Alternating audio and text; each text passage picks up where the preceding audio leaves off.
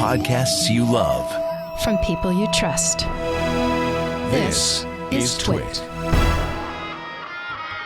Hi, this is Leo Laporte, and this is my Tech Guy podcast.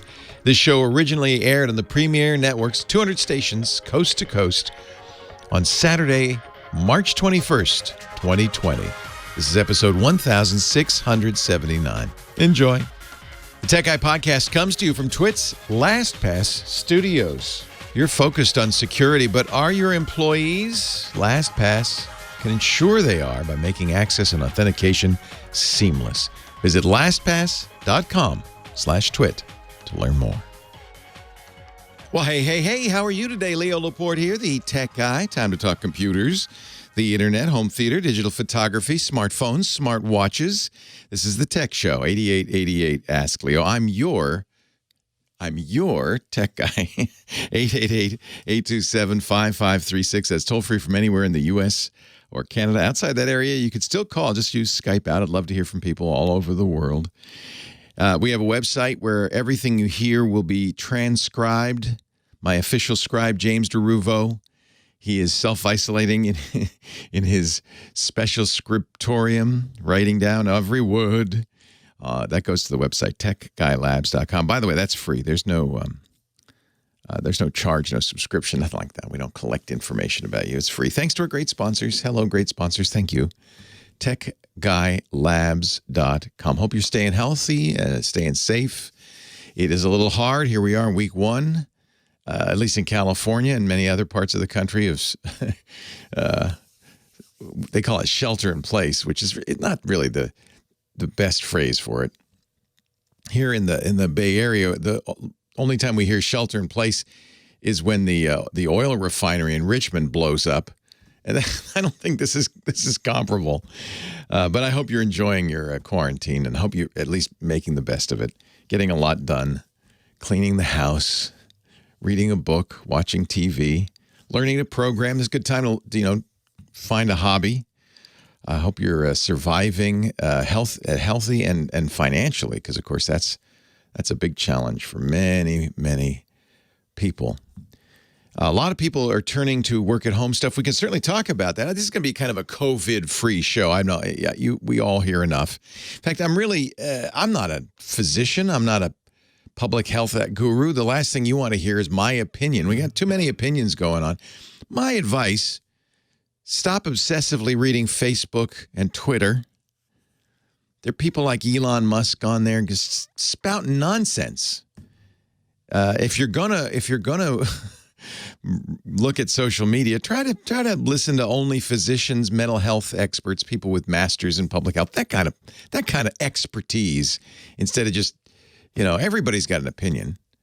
And in normal times, there's a lot of it on Twitter and Facebook. That's one of the reasons I don't use Facebook at all.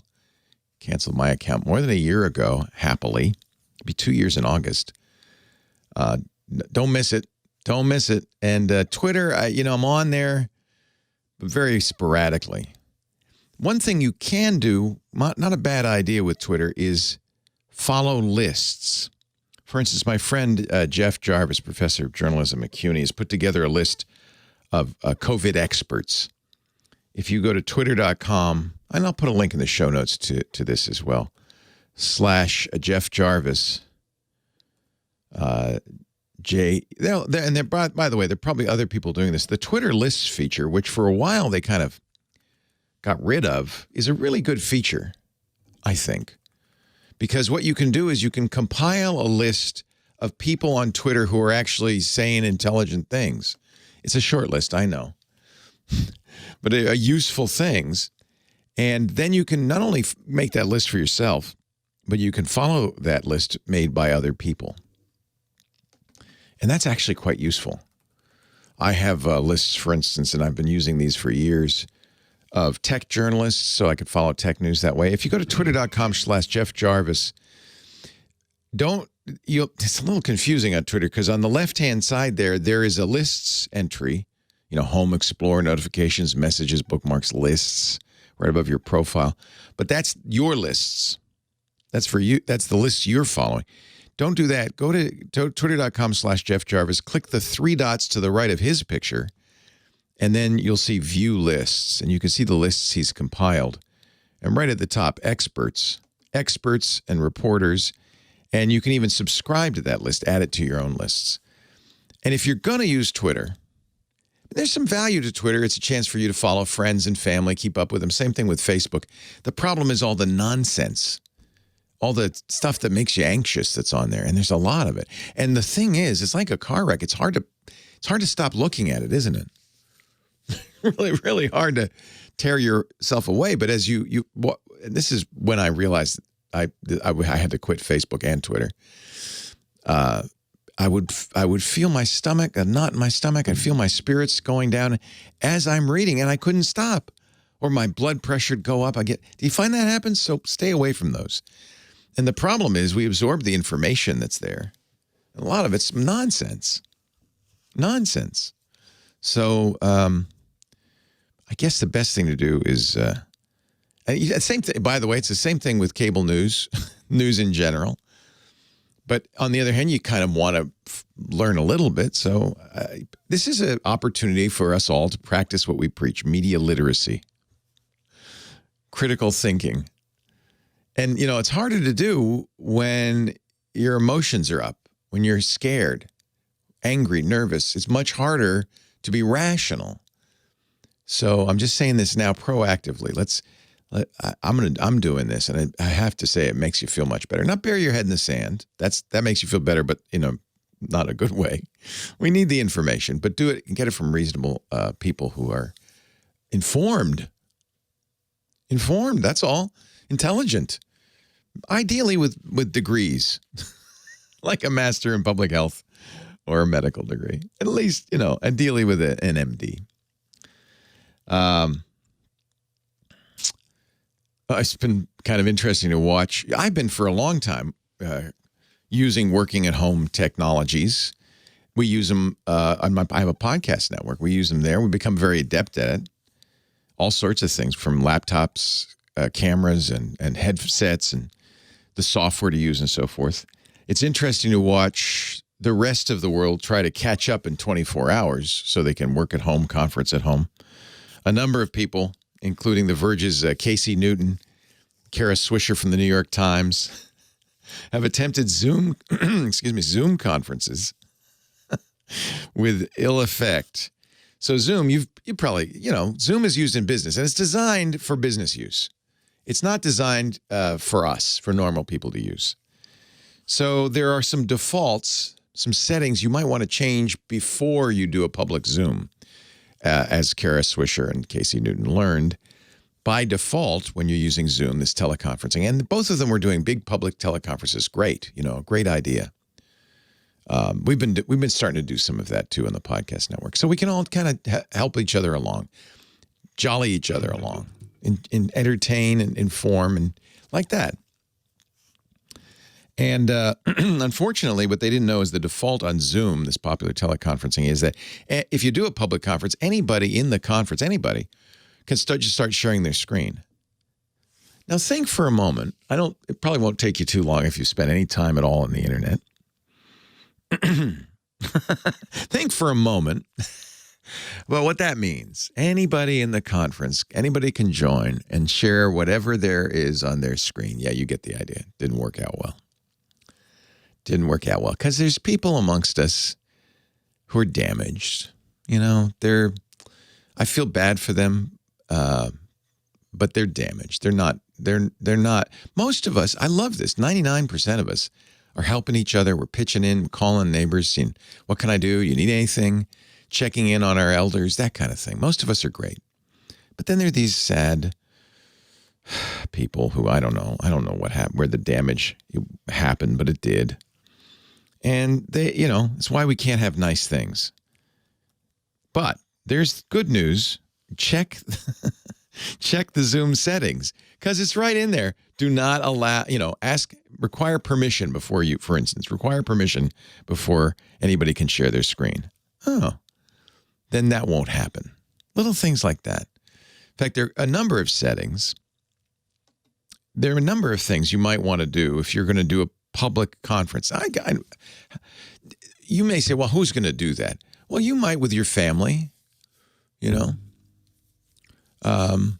Actually, there's a better program that doesn't have this problem quite so much. If you keep it to just family and friends, that's going to be okay. It's when you do these big public ones, these public figures who have never done this before, and they are shocked, I tell you, to find out anybody can broadcast right into your little thing. There's a good article on TechCrunch. I'll put a link in the show notes. TechGuyLabs.com to the default settings. The articles, beware of Zoom bombing. We have a name for it already. Screen sharing filth to video calls. Jerks. So there's a couple of things you might want to disable. Join before host when you set up the conference. Otherwise, somebody can get in before you do. Yeah, that's not good. Enabling co-hosts so you can help others moderate. Disable file transfer. No, don't. Yeah, turn that off. And then disable allow removed participants to rejoin so that if you kick somebody out, they can't just jump right back in. But the most important one is change screen sharing to host only. Yes, obvious. There's a great program I highly recommend for Android, iOS, Mac. You can even do it on a Chromebook. It's called House Party. Try this with your family and friends. So fun. So fun. House Party lets you have a party. The kids, the youths, been using this. It's a face-to-face social network, but in times like these, they're really handy. It's free. You download it. I don't know what the limited number of people is, but you download it, and then you can all talk, like a video conference, but you can also play games. We were playing Heads Up. You ever play that game? That's the one where you put it's a game you put on your smartphone. You put your smartphone on your forehead. Grandparents love this. We've been playing this at family gatherings. And then it's like the game Password, or it's kind of like charades in a way, I guess. The person with the phone on her forehead can't see what's on the screen. It might be a movie title or a famous person's name, but everybody you're playing with can. And so they are trying to, without saying the name, act out or get you to say it. Once you say it, you tilt it forward, you go to a new one. If you give up, you tilt it up and it skips that one. And at the end of the round, a couple of minutes, you tally up your score, you give your phone to the next person. Now, in this day and age, probably don't want to do that in person, but you can do it in House Party. In fact, it's actually more fun. It's actually more fun in this program than it is doing it in real life, I think. See, a lot of us geeks are introverts anyway. For us, this is, hey, good. I'm going to get more time with my Xbox. Get some personal time with my PlayStation. That's nice. But the rest of the world's going, I need people. So we introverts aren't as understanding, perhaps, as we ought to be. Maybe not as... for us, this is awesome. 8888 Ask Leo. Let's get together, you and me. We're going to have some fun. We can talk about ideas for working at home. We can talk about, in a bit, we'll talk about the new Apple products. I'm thrilled that Apple put these out. I mentioned it last week that it might happen. It did. New MacBook Air. Beautiful. Beautiful. New iPad Pro. And it won't be out till May, this new keyboard. We'll talk more about that in just a little bit. 8888 Ask Leo. The website, as I said, everything I mentioned goes up there. James is writing this down. I'll put some links in the chat room for you, James, so you can put all those things I just mentioned up there. TechGuyLabs.com is the website, TechGuyLabs.com. If you like to chat, this is a great social network. We have a chat room. I've been doing this show since the early 90s. And when I first started doing it, I thought it'd be fun to have, while we're doing it live, people in a chat room interacting with us. And so we set this up, and I used at the time a really old-fashioned technology, predates the internet, the World Wide Web, not the internet, but does predate the World Wide Web, called Internet Relay Chat, IRC, and we're still using it. It's continuously running since 1994, or maybe even earlier. irc.twit.tv. If you have an IRC client, point it to there. If you have a just a web browser, you can use that too. Just go in your browser to irc.twit.tv. Some very nice people in there. It's moderated, so it's family friendly. We don't have Zoom bombing going on in there. And it's actually nice. It goes on all the time, 24/7. I've been going out in there a couple of times during the week just to say hi, and it's kind of nice. It's our own little community. irc.twit.tv.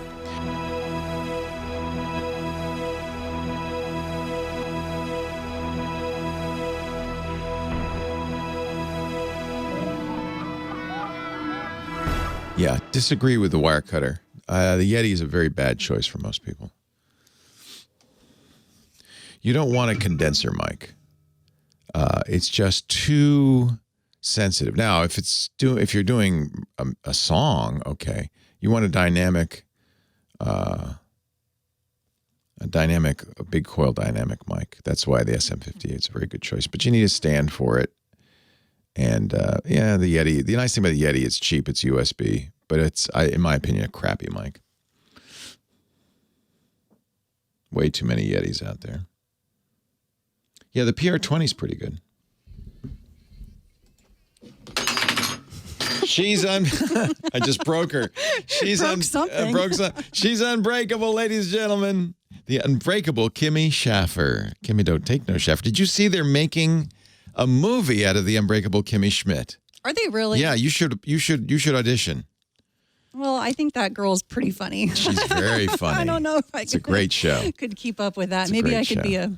We borrowed their theme song because Kimmy's unbreakable too. She is our phone angel, answering the calls during the show, staying healthy. She is 2 doors away from me. I couldn't see her if I tried.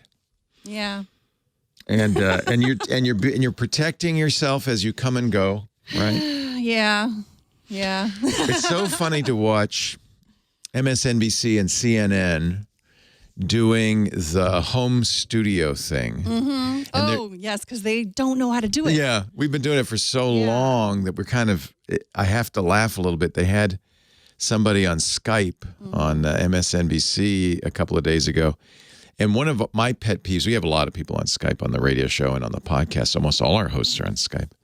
And one of my pet peeves is they'll come on with those iPhone headphones with a little microphone on the wire. Oh, the earbuds. Yeah. Yeah, and I see they call them earphone. What are they? Earbuds.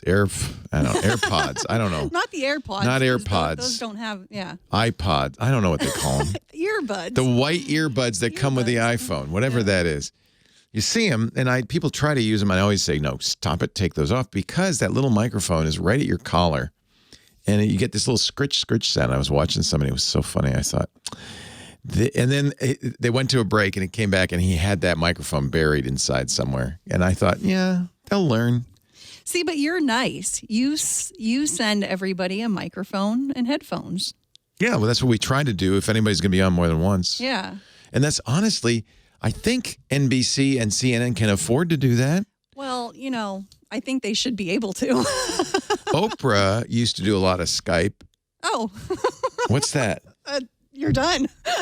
What's that sound? Oh. Time to go to a commercial. Talk to you later. Leo Laporte, the tech guy, Scott Wilkinson coming up. What's that sound? What's going on? Who am I? What am I doing here? How did we go through the, oh my God, I should really have my little clock thing up. Jeez Louise, I was having so much fun talking to you. Didn't feel like that long. I'm sorry, callers. We'll get to you. I apologize. I stink. Sorry, Kim. Bye-bye. Hi, Scott.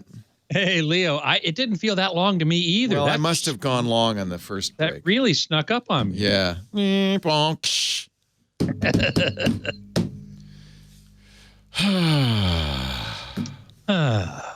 How are you, Scott? You doing well? Yeah, doing fine. Good. Everything's copacetic. Copacetic? Nice. Yep. Excellent. Glad to hear it. I was going to talk about Netflix and Europe asking them to throttle their speeds We're all down. watching too much TV. But Yeah, but now they're breaking the internet, and so they've been asked to throttle back to standard depth. Yeah. That's in Europe. I don't know if that's the case here. I don't either, but I also was going to talk a little bit about all the movies that are getting released early. Yeah. You know, that kind of stuff. Yeah, that's good. I like it. And Netflix Party Mode. Did you see that? Yeah, I love that. That's a third-party Chrome extension, but I love that. Yeah. So it's that or a headphone review I did. Well, all of the above is fine with me. My son keeps stealing my headphones. I had some nice Vava Bluetooth headphones on my Peloton. Mm-hmm. They disappeared, and then he said, "Hey, can I use these? These are good." I said, "Okay, fine." Fortunately, I have a large number of headphones, so I just went to another one. Some people in the chat room are saying I'm out of sync. I don't have Chrome running. Tell those people it's a radio show and no one can tell. Okay. Hey, people, it's a radio show. No one can tell. Really don't care. That's fine. There's 2 cars in our parking lot. Yeah. It's amazing. You got to have a few people there, right? You got to have an engineer, somebody at the board. I run the board, and I'm going to start doing that for all the shows now. So we do need one engineer at a time in here to do, to change shows in there and to put a recording hard drive in there, stuff like ingest engine, stuff like that. Sure. So, and then in case something goes down, because I don't know how to fix. I used to know how to fix stuff, but I don't. But but basically, at least for all the shows I'm on, I'm gonna run them out of here on my and do all the switching myself. So we don't need a TD. Right. Although for other shows you do. Yeah, a few other shows will. I assume we're your gonna probably editors cut are all back on working at home those. now. Yeah, all the editors who can stay home. I think one editor is coming in. Yeah, it's really a skeleton crew. Lisa was coming in. I've convinced her to stop that. I come in only because this office is locked. There's nobody in here. Right. And so the only risk to me is the short trip between my car and the office. And for that, I have protective PPE. I have PPEs, and I just scuttle. And then, of course, I don't touch any doorknobs. I have tissues and touch everything. I feel Howard Hughes. I'm practically wearing a tissue paper box for shoes, but I don't want to get it. If you go from your car to the studio and there's nobody around you, right? Nobody can even, talk to me. So anyway, here we go. Scott Wilkinson's here. He's our home theater geek. Again, like me, shelter in place is meaningless to Scott. He spends all his time at home anyway. That's right. As my wife says, I watch TVs for a living. Yeah, your life is not any different. It isn't, really. Yeah. He's a contributor at techhive.com. But here's the thing. He's an expert in working at home and staying at home and watching a lot of TV. So you're not the hero we deserve. You're the hero we need. Or is it the hero, whatever. Whatever it is. Whatever it is, you're that. I'm trying to do my part, man. Did you see Netflix has had to throttle in Europe because so many people were watching it? Can you imagine? That was astonishing to me. I mean, I knew already that Netflix represents like 12% of all internet traffic everywhere. 60% of internet traffic is streaming something. So Amazon Prime, YouTube, and Netflix are all lowering the quality a little bit so that everybody can watch. More than a little bit, from HD to SD, at least in Europe at this point. Now, that's a lot. I mean, SD requires a gigabyte per hour. HD requires 3 gigabytes per hour. So it's a significant degradation. And especially if you just got a brand new 4K TV. Oh, but hey, better something than nothing, I guess. But well, yeah. Is that unique to Europe, or will they have to do it here? Well, I don't know. I mean, it seems like Europe has gone ahead of the U.S. in this whole crisis in many respects. Yeah, that's true. We're following. I wouldn't be at all surprised if it happens here too. Yeah. Because as you know, as more people shelter in place, or as we say in California, safe at home, they're watching more Netflix. And also people are working from home. You've got a bunch of people working from home. Everybody's got a bunch of people working from home. And so the internet traffic is going way up. One thing Netflix did in the U.S., and maybe they haven't done in Europe, and Mike B's reminded me of this in the chat room, is something they call Open Connect, where they went to ISPs and they said, you could run a server with all the movies on it from inside your building. That way it wouldn't go across the public internet. You'd provide better service. And many ISPs in the U.S. do that. Really? Yeah. In fact, if you have an Apple TV, Apple caches the content. So it may be that we don't have the same problem. I just don't know. I don't know if they do that in Europe also or not. That's a good question. Yeah. I've been watching a lot of streaming, I have to say, and not just Netflix. BritBox, Criterion Channel is fantastic. Amazon Prime. There's a lot Curiosity Stream is another. Love Curiosity. That's documentaries. Yeah, but science and nature kind of documentaries. Really interesting stuff that I really like. It's really kind of, if this had to happen, it's kind of like we've been preparing for this for the last 20 years, right? We're kind of getting ready. Yeah. And, the studios, of course, are releasing a lot of their movies early. Yeah. Trolls World Tour was supposed to come out this week. Can't wait to see that one. But there's others, too, that have come out, like Frozen 2, that weren't going to go to video quite as quickly. Yes, Disney's moved that up. Emma. The release windows have shrunk to almost nothing. Invisible Man. I think it's Birds of Prey. This is going to be interesting because this could be the final nail in the coffin for theaters. It could. It's and theater owners are really unhappy. I bet. Really scared, and rightly so. I mean, NATO, the National Association of Theater Owners, canceled CinemaCon, of course, in Vegas, which is next month, along with sort of in conjunction with NAB.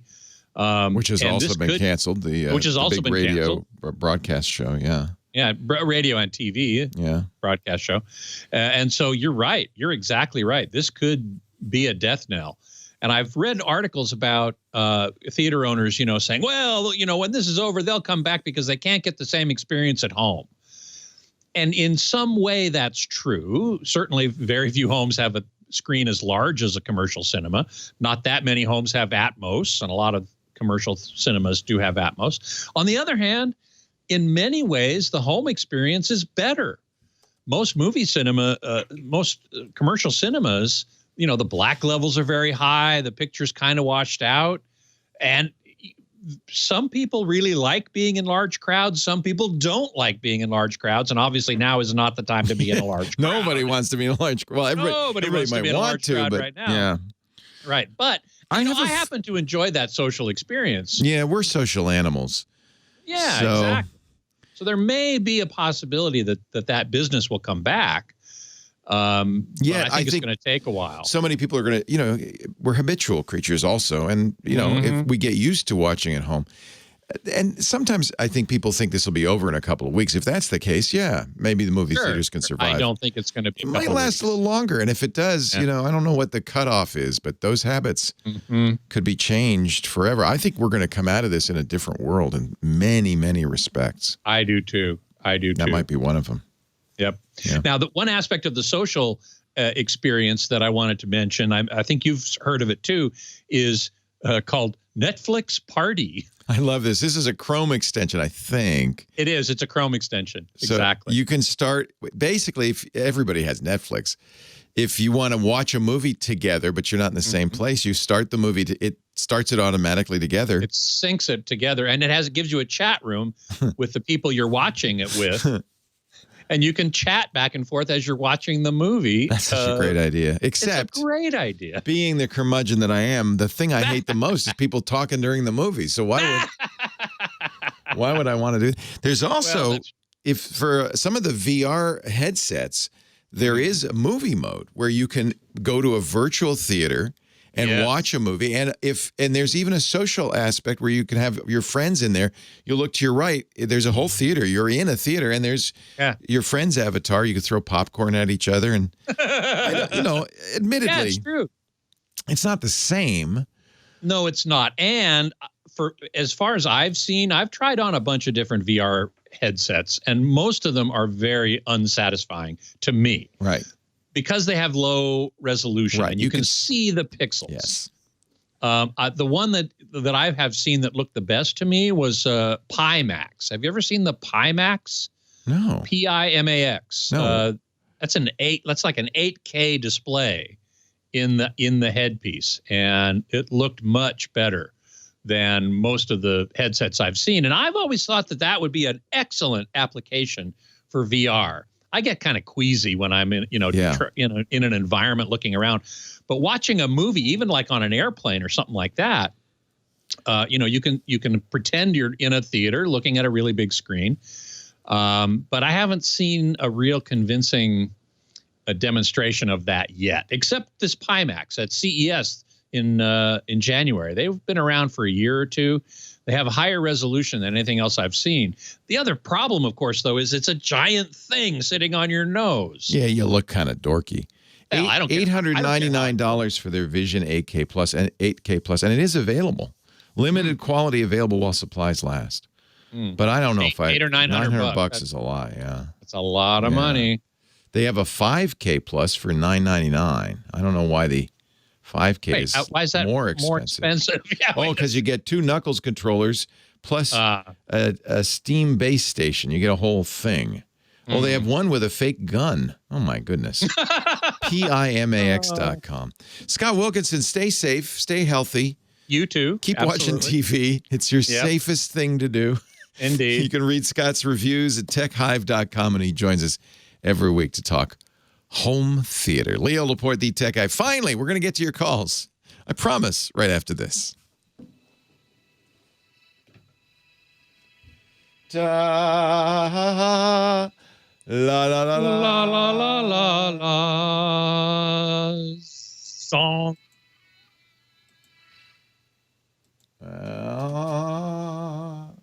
So let me get you set up here. I got to put the clock in there. Oh, thank you. I appreciate that. Happy to stick around through the thank you through the top of the hour. Would be very nice. Thank you. Oh, my pleasure. Max Pie Max. We were going to go get some pie on Pie Day, and we forgot. I might still go get some pie at the Republic of Pie down the street. They're still. We have like the hot dog stand down the street. You've got a big sign up front that says takeout, but I'm not sure I want. I mean, I want to support them, but I don't know if I want to eat food somebody else made. I'm nervous about that. Yeah, I suppose that's true. I'm still doing that. Maybe I'm a fool, but I'm still going and taking out. I presume. I mean, you go to a good place, you're going to have hygiene. Yeah. I'm not going to food carts on the street in downtown LA. Right. Let's put it that way. But there apparently, I just saw on the news last night, there's a lot of them, a lot more than are licensed even. Oh, golly. So yeah, I'm not going to do that. But I go to the. Is it pretty quiet out there on the streets? Oh man, really quiet. Yeah. Really quiet. I go out on a lot of walks, which is really good, actually. Yeah, me too. I don't have a problem with walking around, as long as there isn't anybody within 6 feet of me. Yeah.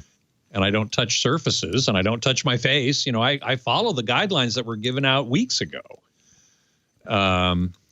So far, so good for me. And I hope it is for you and everyone listening. Yeah.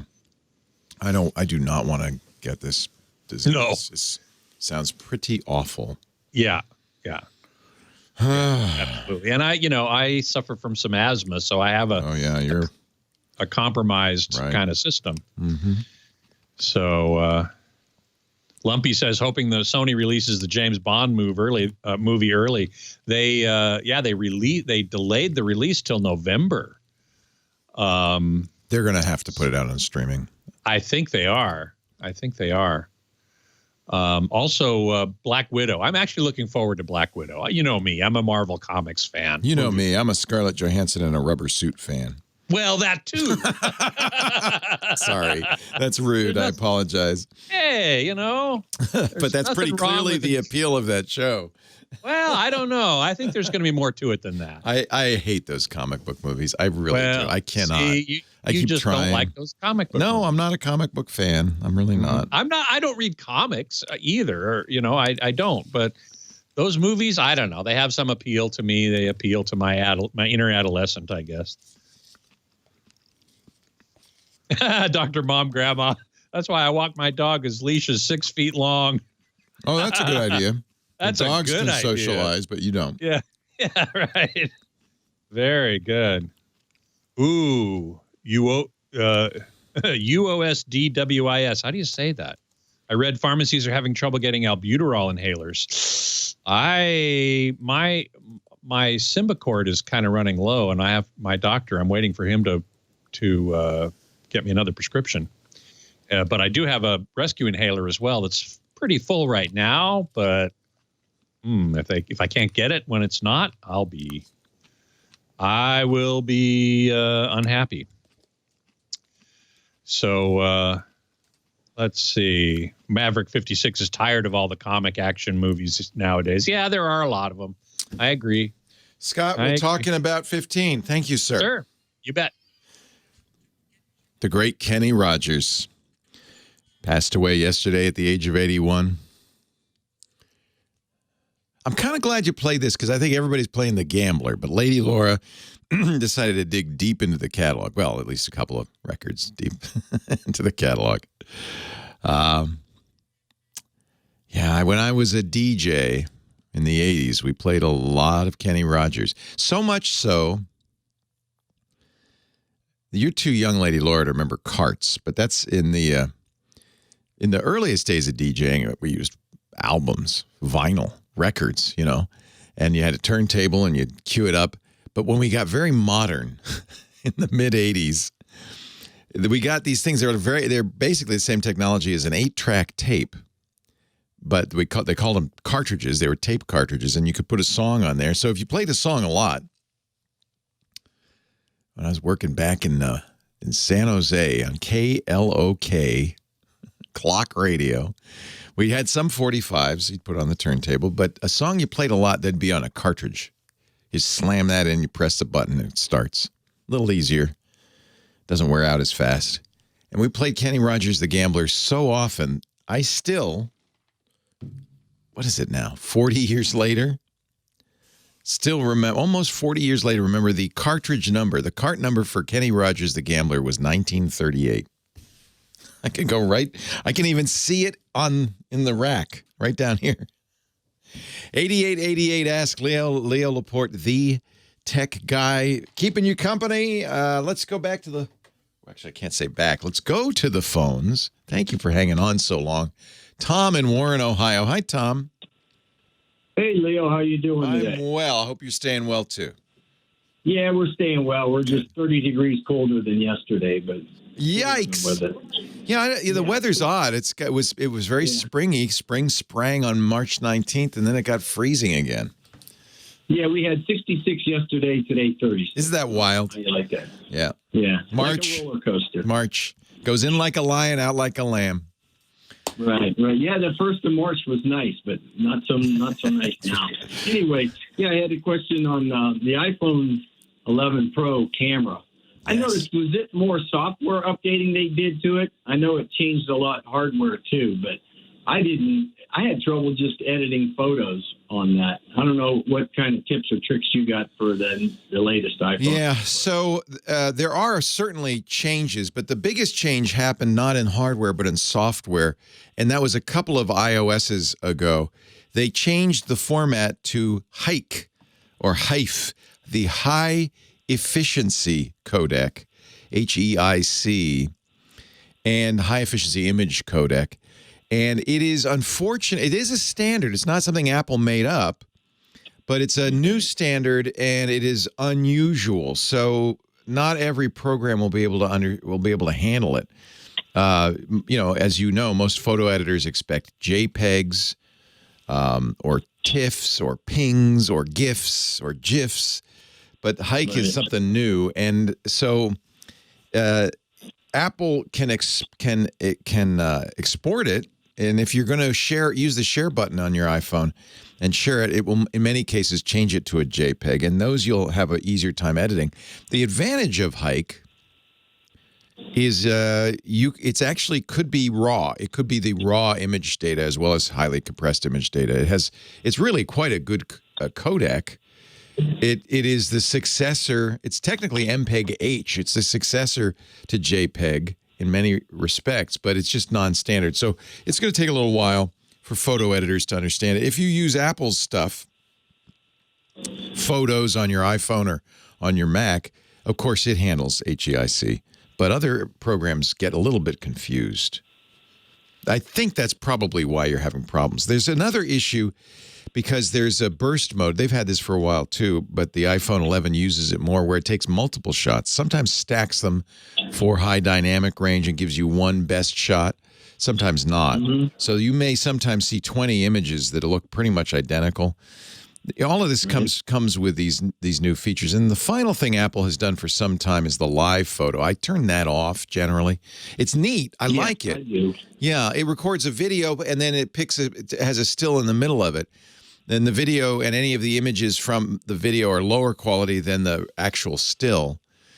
And I like that because then, when you look at the picture, if you press and hold on it, it'll play, just a second or two of video. It's kind of a slice of life. But it does lower the quality of the still. So I generally turn that off unless I want that slice of life. So the first thing I notice is when I go to edit a photo, when you hit edit, it says loading photo. Yeah, right. Yeah. What's it doing there? Is it just doing all that software? Yeah. Trying to pick out the best image? I don't know if you've noticed, but these are a lot larger files. So that's one thing. Right. What Apple tries to do, and one of the reasons the iPhone 11, this thing is a monster processor in here. It's very fast. It's got much faster storage as well. So it should load faster, but they take advantage of that by making it more, a larger file, more pixels, more image data, and so forth. So that might be why it's slow to load. It may also be slow to load if you have a lot of pictures. Do you have a ton of pictures on your phone? I've been keeping those down because I use some of the photo backups, so I can delete some. I usually only have maybe 100 or so on there. Yeah. I delete them. That's good. Yeah, if you had tens of thousands, that could slow it down as well. That was my dad. There's one other thing. He had thousands of pictures on his iPhone. Yeah. There's one other thing, and maybe because you've been so careful about deleting them, that could also happen. Remember that if you use Apple's iCloud for photo storage, it will, on your phone, store lower quality, to save space, lower quality images. Right. So it may be that what's actually happening when you hit edit is it's downloading the full original from the iCloud and then opening it. That, I think, is what's happening to you. See what I'm saying? So I use Google Photos too. Yeah, well, Google Photos does not do that. But if you're in Apple Photos, and probably a good idea to go into your iCloud settings and see what you're doing. It might be in the Photos settings. I'm not sure. Yeah, it's probably in Photos. Yeah, right. Automatically and safely upload and safely store all your photos so you can browse them. And then there's a box right below it in the Photos setting, optimize phone storage. If you check that, it's going to put only the thumbnails on the phone, and then it will automatically have to download those for editing. So, check the other, download and keep originals if you want to speed up loading on your phone. Okay, that's in their iCloud. No, I'm sorry. I thought it was. It's not. It's in Settings, Photos. Oh, okay. There's another setting, too, which I think is confusing, which is Upload to My Photo Stream. This actually creates something called My Photo Stream, which is not part of iCloud. It's Apple has the most confusing cloud strategy ever. This way you don't use cloud storage, but it does allow you to take the last 30 days of your new photos and put them on all of your Apple devices. There's also Upload Burst Photos. I've turned that off. That's the one where it uploads 20 photos of the same thing. It's worth going through all of these. It's crazy, all the settings now. And some of that is new. Not so much to the iPhone 11, but to iOS 13. Apple generally tries to make it so you don't have to think about it. It just works. That's their phrase. It just works. Don't think about it. It just works. Problem with that is, if you do want to know what's going on, it's kind of hard to figure it out. Oh, no, you don't have to figure it out. It just works. But I'd like to know. No, it just works. But I don't know how it works. They just keep saying that. So by the way, I consider myself a proficient Apple user, and I've spent a lot of time with that stuff, and I still find it difficult. I am still a little confused. Well, what does that mean? It just works. What does that mean? Where is the photo actually? In this case, that's I think that's what you're getting bit by, which is that the photo isn't actually on your phone. I would bet that's it. All right, Scotty. Hello. I'm pushing the buttons so that you may speak. Speak to us, Scotty. Speak to us. Yes. Hey, everybody. So nice to see you. I've got 8 minutes and a little bit to chat with you. I just saw an interesting screen name. This person quit, unfortunately. His screen name was +4dB. Which is he's just a little louder than everyone else. Well, it seemed to me that means he's into pro audio, because he's referring to audio levels. Consumer audio levels are generally referred to as -10 dB, and pro audio levels are generally often referred to as +4 dB. So he obviously has some experience in the pro audio world, and I was going to ask him what that was. Anyway, so as I said in the chat room, my wife and I are now doing online yoga with the yoga studio that we have been going to for years here in Burbank. But of course, they closed down with everything else. So they've been offering free yoga classes streaming. But now they're going to start. I just got an email just a few minutes ago that they're going to start more formal classes. Formal, I mean, they're the same, but they're trying to ramp up into using Zoom. Oh, and good luck. You better tell them how to prevent the Zoom bombing. Yes, I will do that. I put there's a link in our show notes to the article of what to turn off if you're going to use public Zoom. Okay. Yeah. I will definitely let them know that, because I was paying attention to when you were talking about Zoom bombing, baby. Zoom bombing, baby. I do. I have twice a week now with my Pilates instructor. She's going to FaceTime me in my house. Mm-hmm. We'll do Pilates. And then I've been doing Peloton. I did Peloton today, and it's great. I just love that. So I'm so glad we have that. So you do that, huh? Yeah. 45-minute spin class. Tough one. Mm-hmm. Mm-hmm. Love it. Got one 9 o'clock tomorrow. I can't do exercise that early in the morning. Well, that's the beauty of it. You can do it anytime. You can do it anytime. Yeah. They have on-demand classes. Yeah.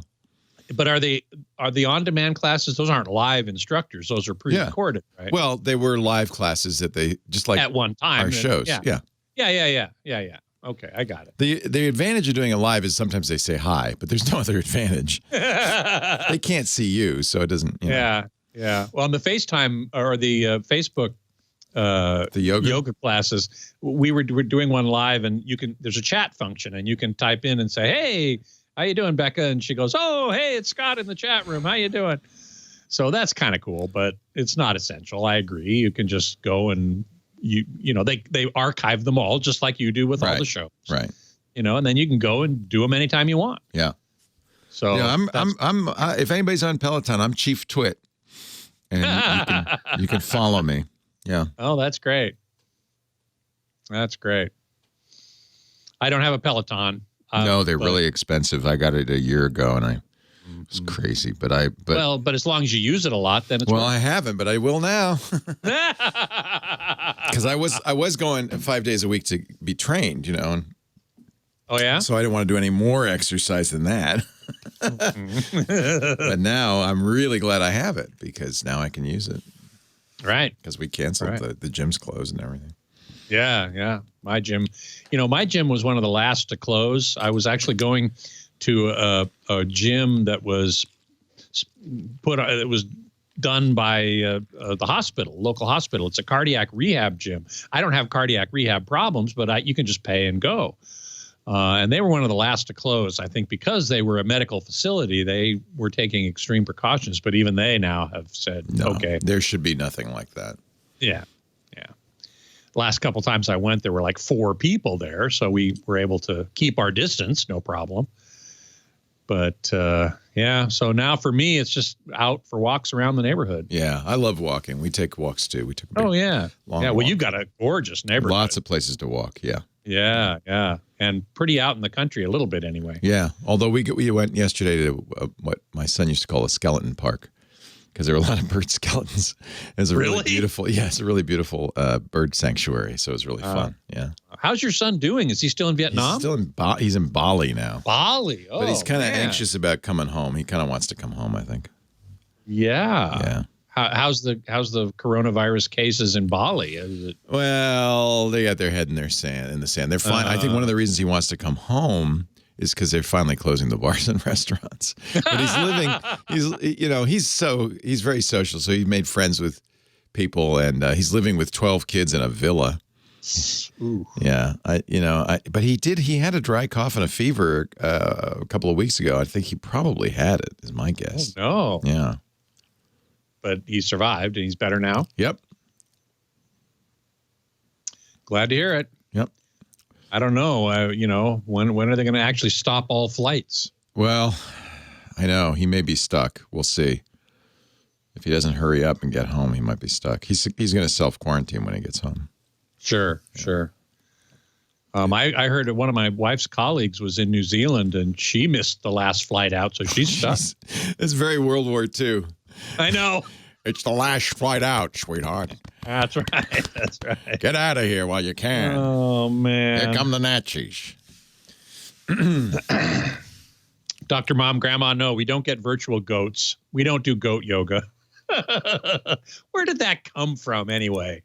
All of a sudden it appeared as a meme, and I don't get it. What's with this goat yoga business? I just don't know. I haven't seen that one. No, I don't even know what it's about. I mean, a goat walks on your back, or it's something like that. It's something weird. It's like, what the hell are you talking about? I just don't get goat yoga. But anyway, no, we don't have virtual goats. The instructors are getting used to being on a camera, and I guess they have a little window that shows them how, and they go, oh, wait, I'm out of frame, and let me get back into frame. I'm going to go get a pillow over here. So just wait a second. And they go out of, so it's, they're getting used to it. They're dealing with it. That's why Peloton's great. I mean, they've got this thing down. They've been doing it for years. They've got it down. Yeah. How long have they been doing it for years? Oh, yeah. 4 years maybe. Yeah. Yeah. There's so goat yoga up here our way. Wine Country Goat Yoga. It's a real thing. It's a real thing. I know it is, but what the hell? Yoga with a baby goat. Yeah. I don't get it. Doing down goat, I guess. It keeps the goat from pooping on you. That's what I want to know. Really? Oh, man. As Eric Duckman says, it's a way to separate you from your money. Well, I don't know. Here's an LA Times article. In goat yoga, the point isn't to sweat. It's to have a baby goat climb on your shoulders during your plank. This was fun. I mean, it's cute. If you've got a goat and you're a yoga instructor, why not? Yeah, I suppose. I'd never heard of this till you mentioned it. Oh, really? Yeah. Oh, I'd heard of it for, I don't know. Yeah, it's 2017, this article from the Times. Yeah. All right, Scott, stay healthy. Give my love to Joanna. Please take care of each other. And to Lisa. Yep. Talk to you next week. See you later. Bye-bye. Bye.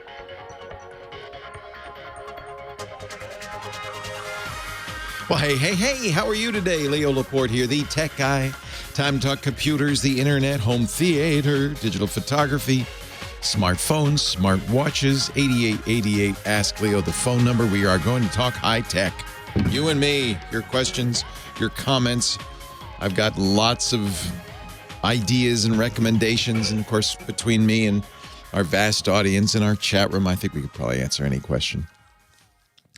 Apple, one of the questions, last week I even said it's rumored Apple's going to announce new devices in the next couple of weeks via press release.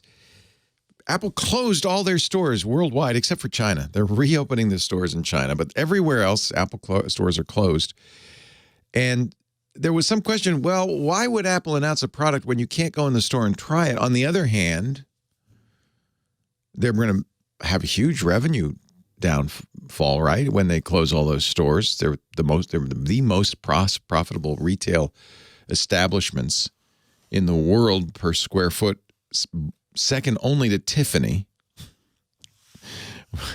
So that's a lot of money when you close all those stores. So maybe announcing a new product is a way to kind of beef up the bottom line. I don't know. They announced 2 products that people are raving about. And actually, they announced 3, 2 of which are available now. New MacBook Air that really addresses the shortcomings of the previous MacBook Air. Faster processors, latest generation, 10th generation Intel processors. They're the Y series, which are slower, more mobile, designed to give you better battery life. They also put in a better keyboard. This is probably more important since the keyboard's the thing you interact with all the time. Apple had a terrible keyboard in the 2018 MacBook Air. Here we are, just about 500 days after that's released with the new one, almost 2 years. And this one will have the same keyboard as in their MacBook Pro 16-inch, which is a pretty decent, not the greatest, but pretty decent keyboard. Usable, anyway. I used to think the old one was unusable. So a lot of interest in the MacBook Air. Most important thing they did is they dropped the price.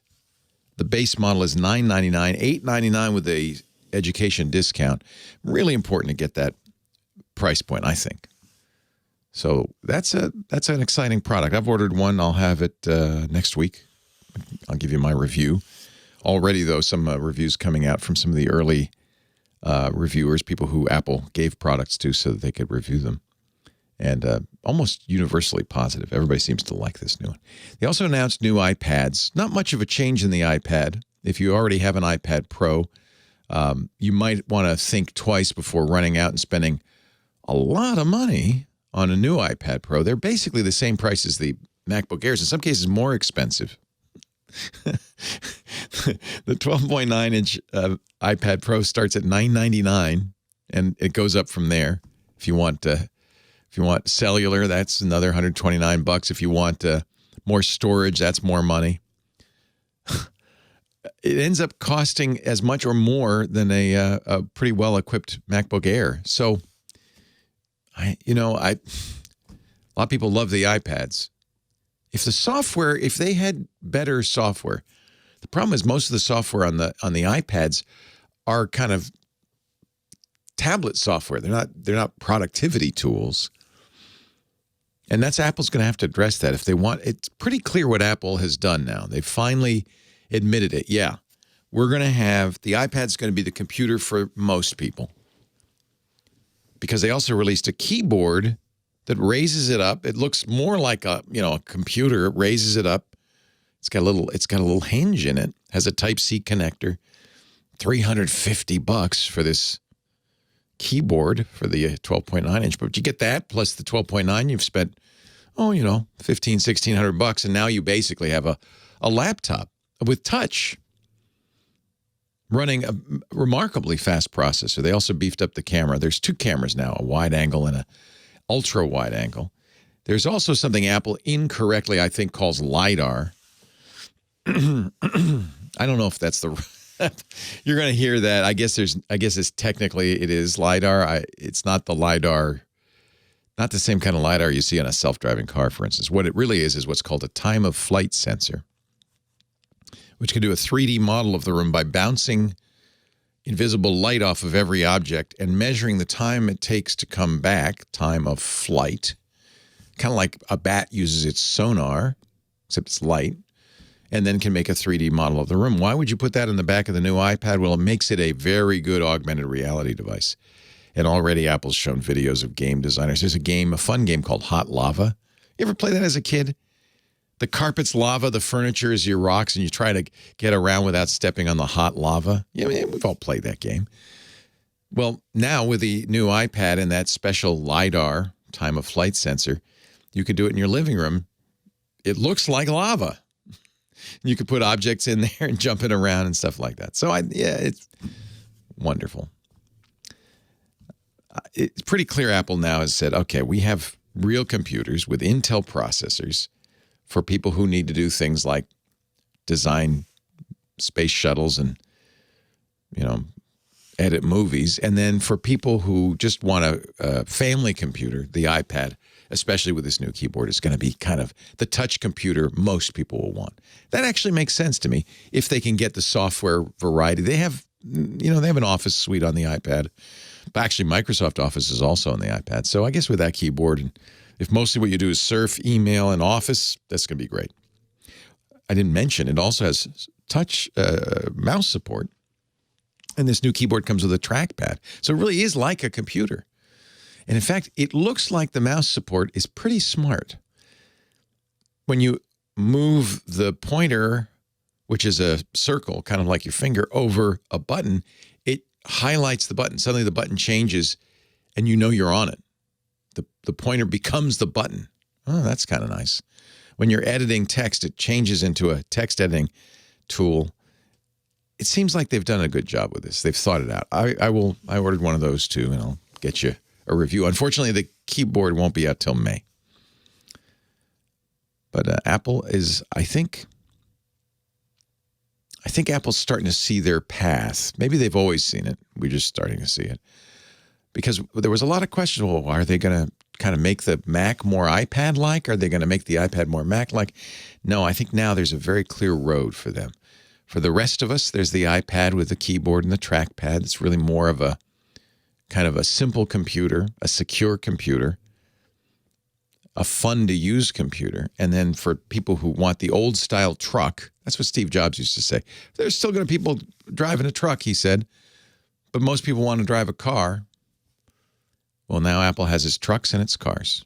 The MacBooks and the iMacs and the Mac Pro, those are the trucks for people who've got a job to do. And then for the rest of us, the iPad line. I think it's interesting. As soon as I get one, I'll give you a review. 8888 Ask Leo, that's the phone number. We're going to get back to the phones in just a second. Lots to talk about. And I'd love to talk to you about it. As we all hunker down. I just did my dad's taxes with him over remote PC. That is a nice story. Or census. Sorry, nation says census. That is a nice story. We've got our all AM radio says we have our announcers using remote PC for recording spots. Oh, what a good idea. Doing music logs and more at the radio station. What a good idea. Let's fix this here. 7, 8. That is a very good idea.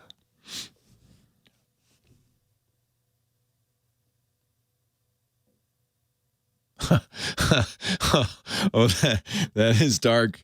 That is dark, Jeep Talk Show. Shouldn't we hold off on the census? That is very dark. Jeez. I am not an expert on cleaning keyboards and phone for COVID, but I could tell you how to do it. Apple has now said you can use Clorox wipes, sanitizing wipes, that kind of thing, to do that. They had said for a while that it was going to break the oleophobic coating, not so. So for a phone, anything like the glass surface on a phone, any disinfecting wipe will work. Spray it with a hand sanitizer. The idea is not get any moisture in the ports, but it won't hurt the oleophobic coating, so it's okay. So every day I take a Clorox wipe and wipe the whole thing off. Probably should have been doing that all along. And then keyboard's a little more complicated because you can't get in the crevices and stuff. I wipe it. I also wipe the keyboard with the Clorox wipe. I think that's probably okay. In fact, it's probably a good idea to do that. So let's do that right now. Keyboards are disgusting.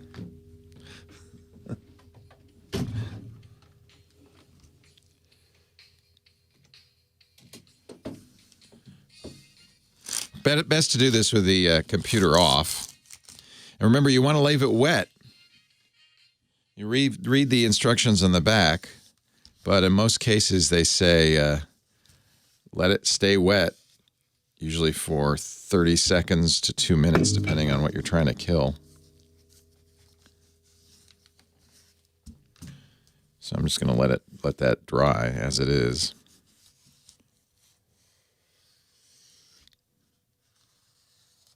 Yeah, we actually closed to the studio audience a couple of weeks ago. We actually did that a little bit early. Shall I get the back of your screen there?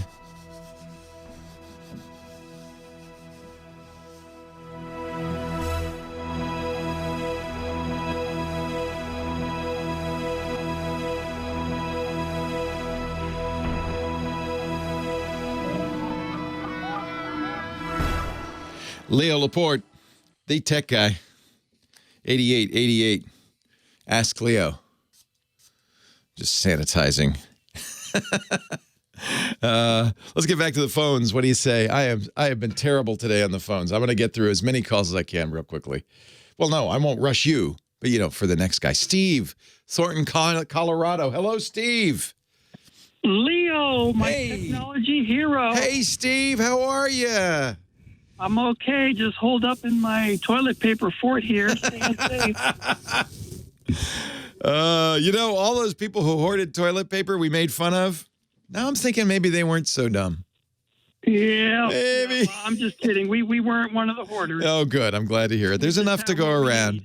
In fact, I just saw a story. There's going to be a toilet paper glut because manufacturers have ramped up.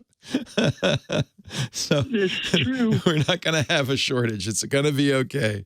What can I do for you today, Steve? I am interested in putting together a little outdoor movie theater for our neighborhood. We have a park across the street. What a nice idea. So, thank you. Yeah, and so I'm just getting a little overwhelmed with, different projectors, and so don't, really want to break the bank on it, but want to have something that, we don't have to have it pitch black outside. So I know the lumens are important. So just wanted to get your feel on a projector, a screen, audio equipment. Well, part of the the difficulty with this is the farther you go, the brighter it needs to be. So if you're projecting just a few feet in your living room, that's a lot easier than if you're going to go 40 feet in a park. And it gets a little complicated as you go. I've been using a portable projector that's not very expensive from a company called Anchor that I think actually does a good job. How far away is the screen going to be, though? So it's not going to be very far. I mean, it's just, the folks on our street. So I don't imagine that it has to be, the 40 feet type of scenario. I'm thinking about 120-inch screen, maybe. Yeah. And I don't know. I mean, I guess if word gets out, who knows? The whole neighborhood might start showing up.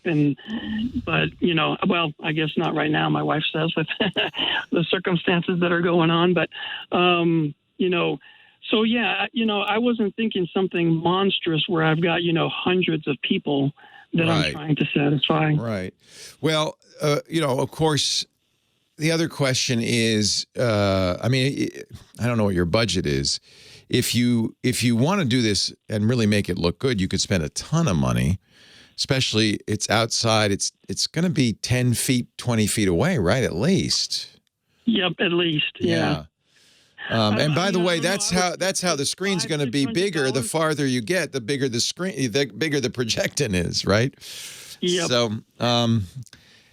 What do you think is better, to go with a front projector or go with a rear, a screen that lets me project from the rear then?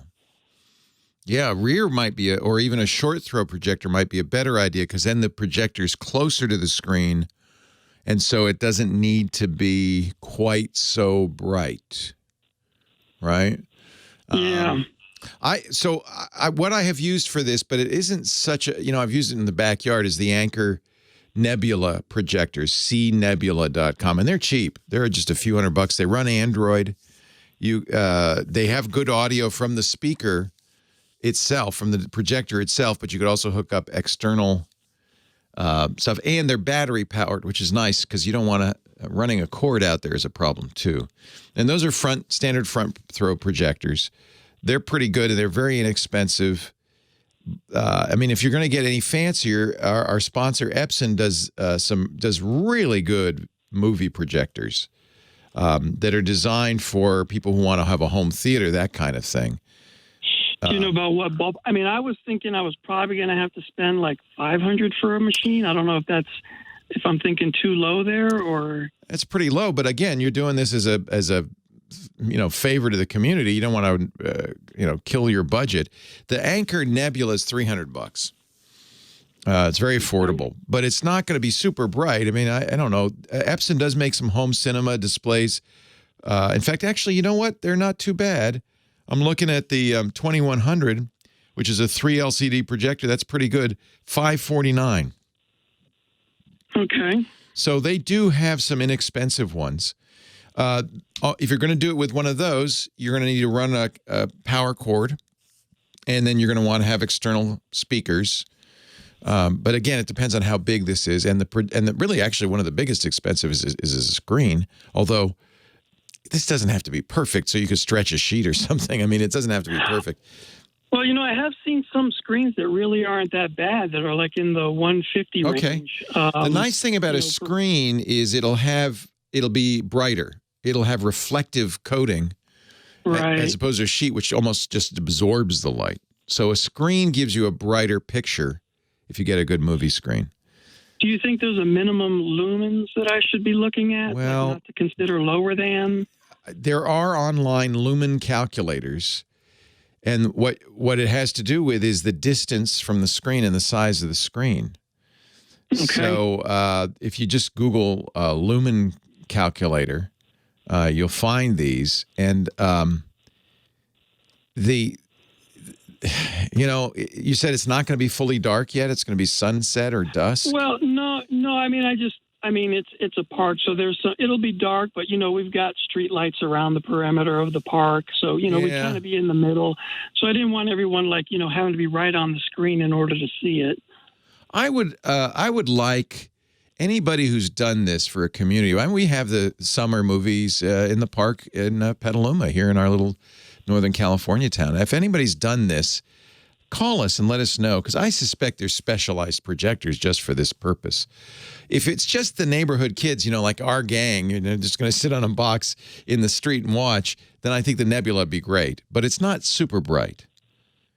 Yeah, I'm not looking to do this as any kind of, set up a business and talk to the city. This is literally, I'm walking across the street to my park and, hey, guys. It's going to be fun. This is more fun. Yeah. Yep. Yeah.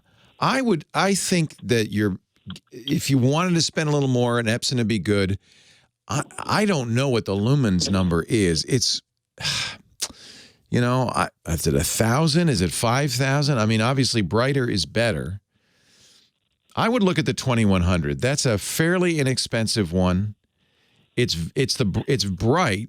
Is the 2100 also in reference to the lumens of the unit? Or no, I don't think so. Let me just see if they spec how bright it is. Wirecutter picked it as the brightest one that you can get. It's $700. Let me just see if I can find the lumens. 35,001 contrast ratio. That's actually very good. 2,500 lumens. That sounds pretty bright. I thought I read somewhere that you didn't want to be below like 2,000, 2,500. I think that's probably right, but I just don't know, honestly.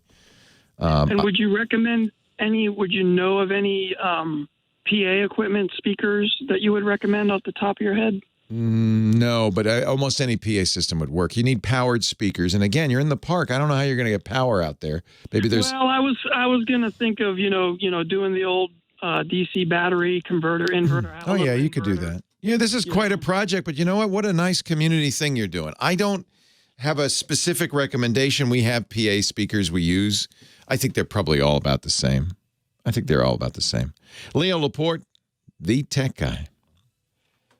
Johnny Jet, how you feeling? Good. How you feeling? Good. Can you hear me okay? I hear you great. You got the mic right in your mouth. I like it. That's what I'm doing. But does it matter if I put the headphones on? Because I have them right here. No. Can you hear me? I hear you fine. How do you I just don't hear know me? if you could- You got speakers? No, I have them. Oh. It's going through the headphones, Good. but I just put them on the desk. You don't need to wear them. If you can hear fine, it sounds great. Okay, good. Yeah. Man, oh man. Times have changed. Even in a week since I talked to you last. Even in a day. Even in It a just seems day. like- It's just a wild, wild ride. Let's, I guess, just talk about, Yeah, and I also have some websites to talk about that are relevant now, like flightaware.com/live. Are see they going to planes. eventually shut down flights, or is it just? I mean, what's going to happen? There's rumors that American Airlines might be shutting down for 2 to 3 weeks. Wow. But See, when it's they just say rumors. 2 to 3 weeks, it's like, what's going to happen 3 weeks from now that's going to make you just go, oh yeah, it's all right, let's go. Well, then they're going to say it's like when you're on a plane, and they're saying, sorry folks, we're going to be delayed 15 minutes, and then 15 minutes later, it's like, sorry folks, we're going to be delayed another 15 minutes. Why don't they just say till further notice? I think they don't want to panic people. It's for sure going to be more than 3 weeks, people. Yeah. Oh yeah, we're all better now. Everybody just hop on a plane. Let's go. Right. They just closed Bondi Beach in Sydney. Oh, that's because sad, people but were all yeah. at the beach. People, yeah. I think some people, the attitude is, I'm just going to get it. They should watch the videos. People like coughing up pink foam. I have three friends who have it, and I think a fourth. He posted on Facebook yesterday. He was in the hospital. He's too sick to even comment, so we don't even know if he has it. But he says he has all the signs. Yeah, he has it. And we're worried about this guy because this guy. Well, that's the thing. You might be one of the people just gets a little cough, and you're better. You might be one of the people, and there doesn't seem to be any rhyme or reason behind it. Just three travel bloggers have it. Wow. And one of them is in Australia, and she's in the hospital, and she doesn't know if she's going to get back because they're about to shut all the flights down. They're stopping the flights. Qantas is stopping all international flights. She's going to have to go through Asia. Is the only way she's going to get home. So we are supposed to go see the Oberammergau Passion Play in June. They just canceled it. Wow. But the tour operator, dead silence. And so where was that play? In Germany. Okay. I might tell this story on the air, but good. I just sent him a note. We're going to lose $2,000 in deposit, but I'd rather lose that than everything.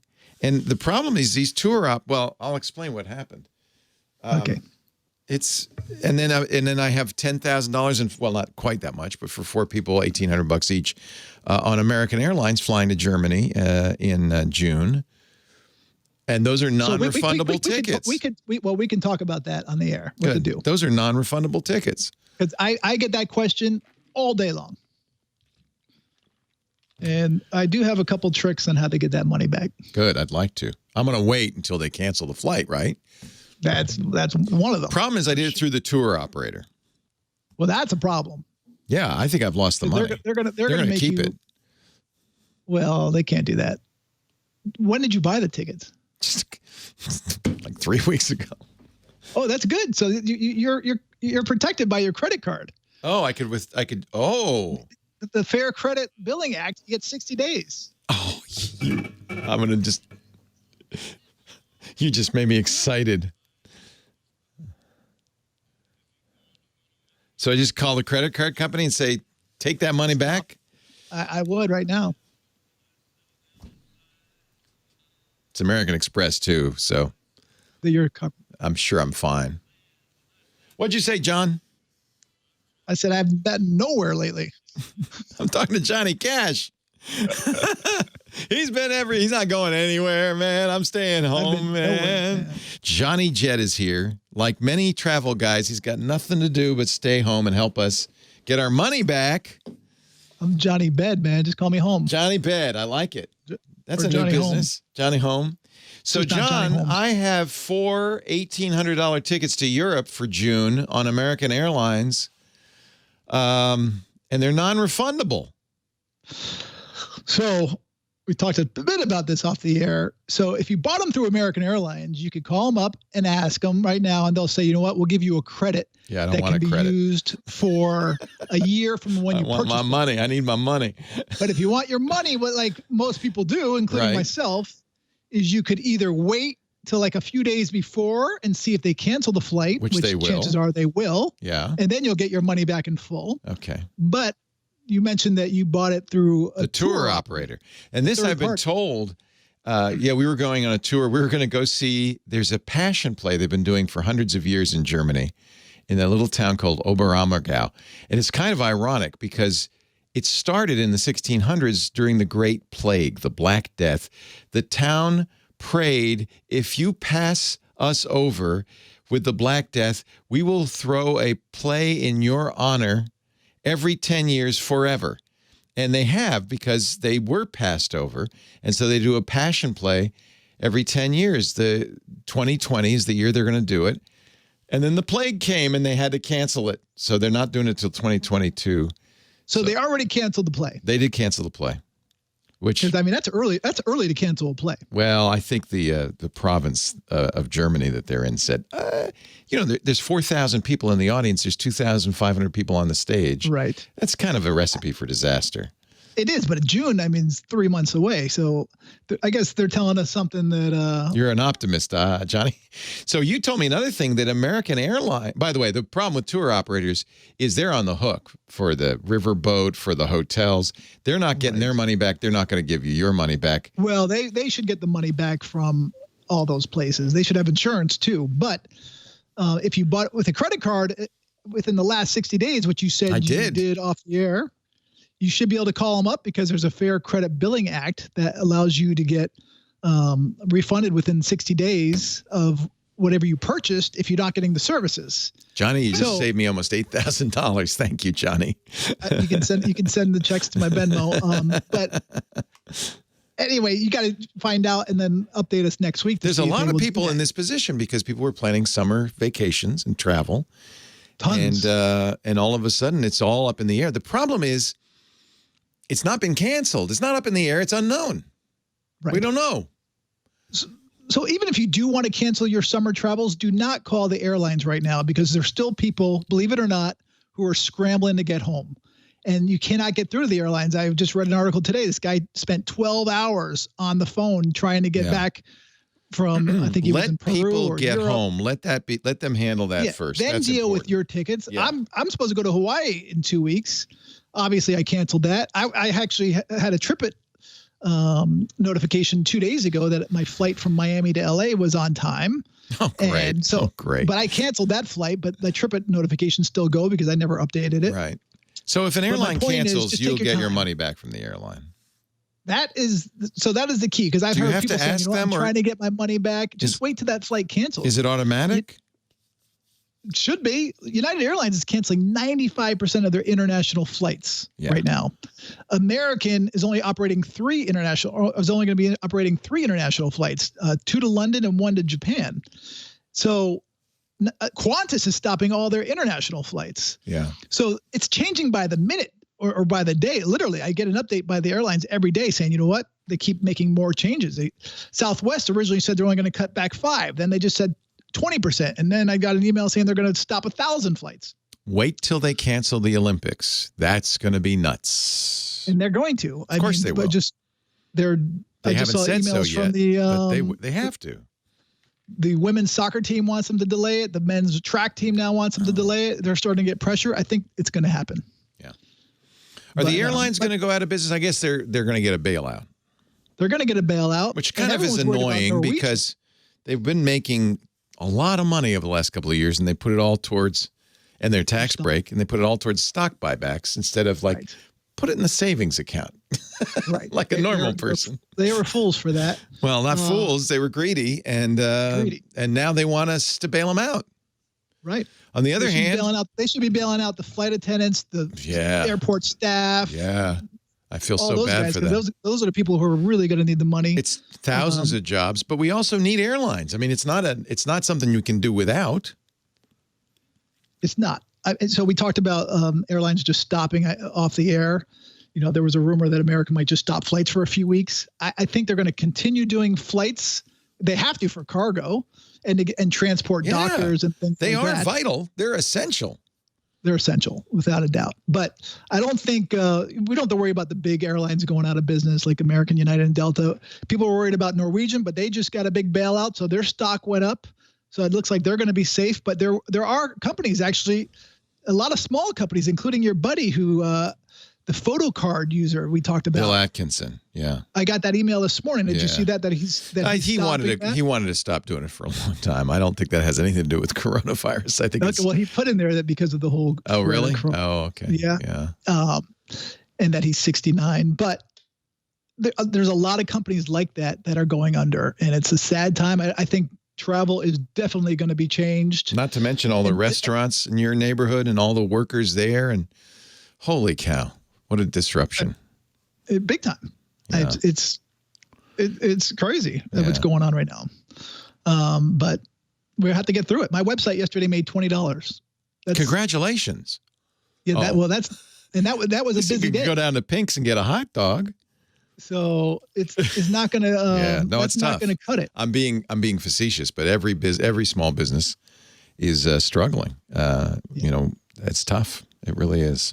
It is. And we're just going to, you know what? We have to support each other, hang in there, and take care of each other because we all need it at this point. None of us can go it alone. Yeah. I mean, it's a very difficult time. I can't see my dad who's 91 in Florida. How's he doing? He's okay though, right? He's okay, but the guy is he's lonely. He's lonely. Not only lonely, I was like, do you wash your hands? He's like, for what? I'm like, he said, for what? I don't need to wash my hands. I'm not dirty. Yeah, he hangs out with his buddies. I'm like, you got to be 6 feet away from them. He's like, even my buddy Al? I go, yes, even Al. Al's immune. That's pretty funny. You know what? We all know people like that. And on the other hand, I also know I have good friends who have been germaphobes their whole life who are suddenly saying, see, I told you, I was right. Well, and I think that's one of the positive things that are going to come out of this. We're all going to be, you're a germaphobe. You're a germaphobe. I mean, I've always wiped down my seat and people looked at me like I was crazy. I guarantee it now that even a year from now, people are going to be wiping down their seats and they're hopefully going to be covering their mouths. Yeah. So I guess this travel segment will rapidly become a, how to get your money back. How to keep these guys afloat. And this is a tragedy. We have a photo frame where we have pictures of our trips coming up, and I see these pictures. I think, boy, I really should have enjoyed those more. I don't know when I'm going to be going back on the road. Well, there are websites popping up too, and tricks where you can travel virtually, which we can talk about, or we can just pause it. It's up to you. No. Let's keep talking. I just want to make sure you're okay. JohnnyJet.com. Go to his website. Help a fella out. Click some ads. There's lots of great information there. He just saved me some money. JohnnyJet.com. Leo Laporte, the tech guy.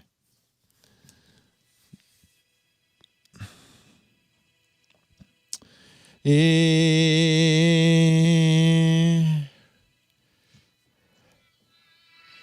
it's just crazy, isn't it? Wow. I'm just glad you and the kids are okay. Honestly, I'm so fortunate because I'm home. I'm with my family. We're healthy. And it's actually really nice I'm actually looking forward to just spending this quality time with them. It's like my brother, who never calls me, now calls me almost every day. Yeah, that's good.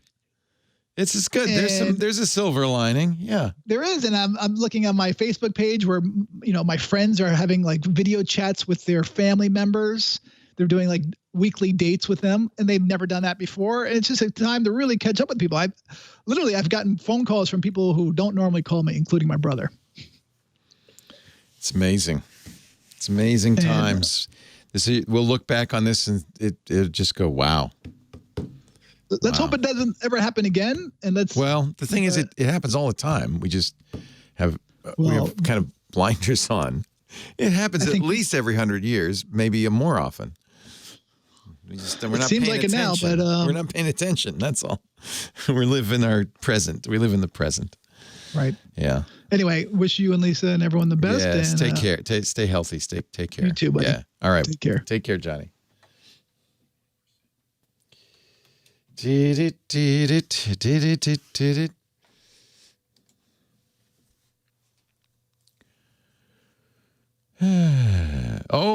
isn't that AeroPress fantastic Jersey fudge? Oh, man, the best coffee ever. I made Lisa one this morning.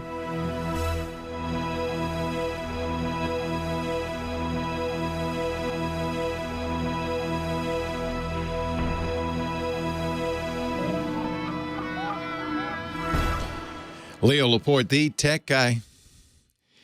8888.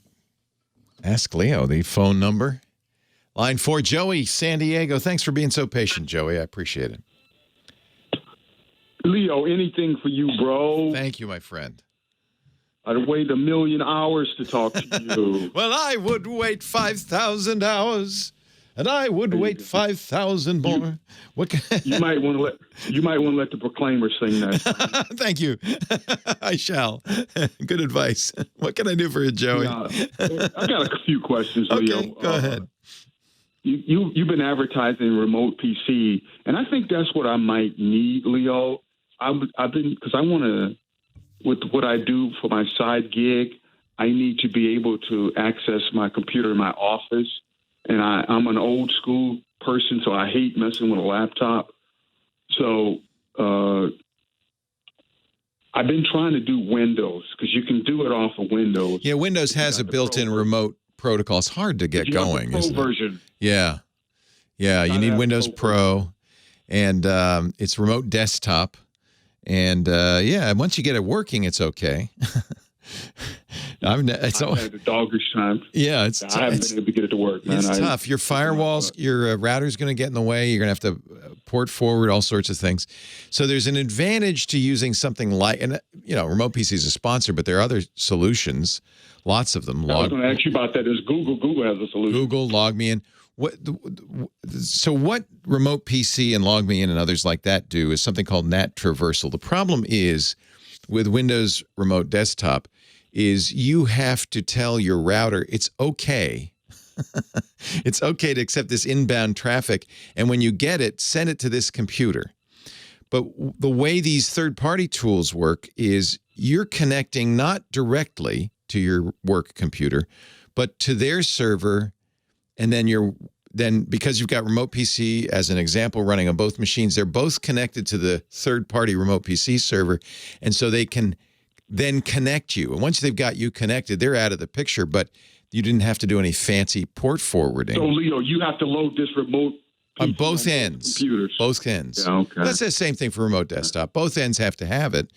There's something called VNC, which is a standard for this, virtual network computer, something like that. And so there's a lot, you can run that too, but you has to run, there's client and server, and you have to both be running. But again, it's easier to do it through a third party, another company, because of this NAT traversal thing. They route around this router issue.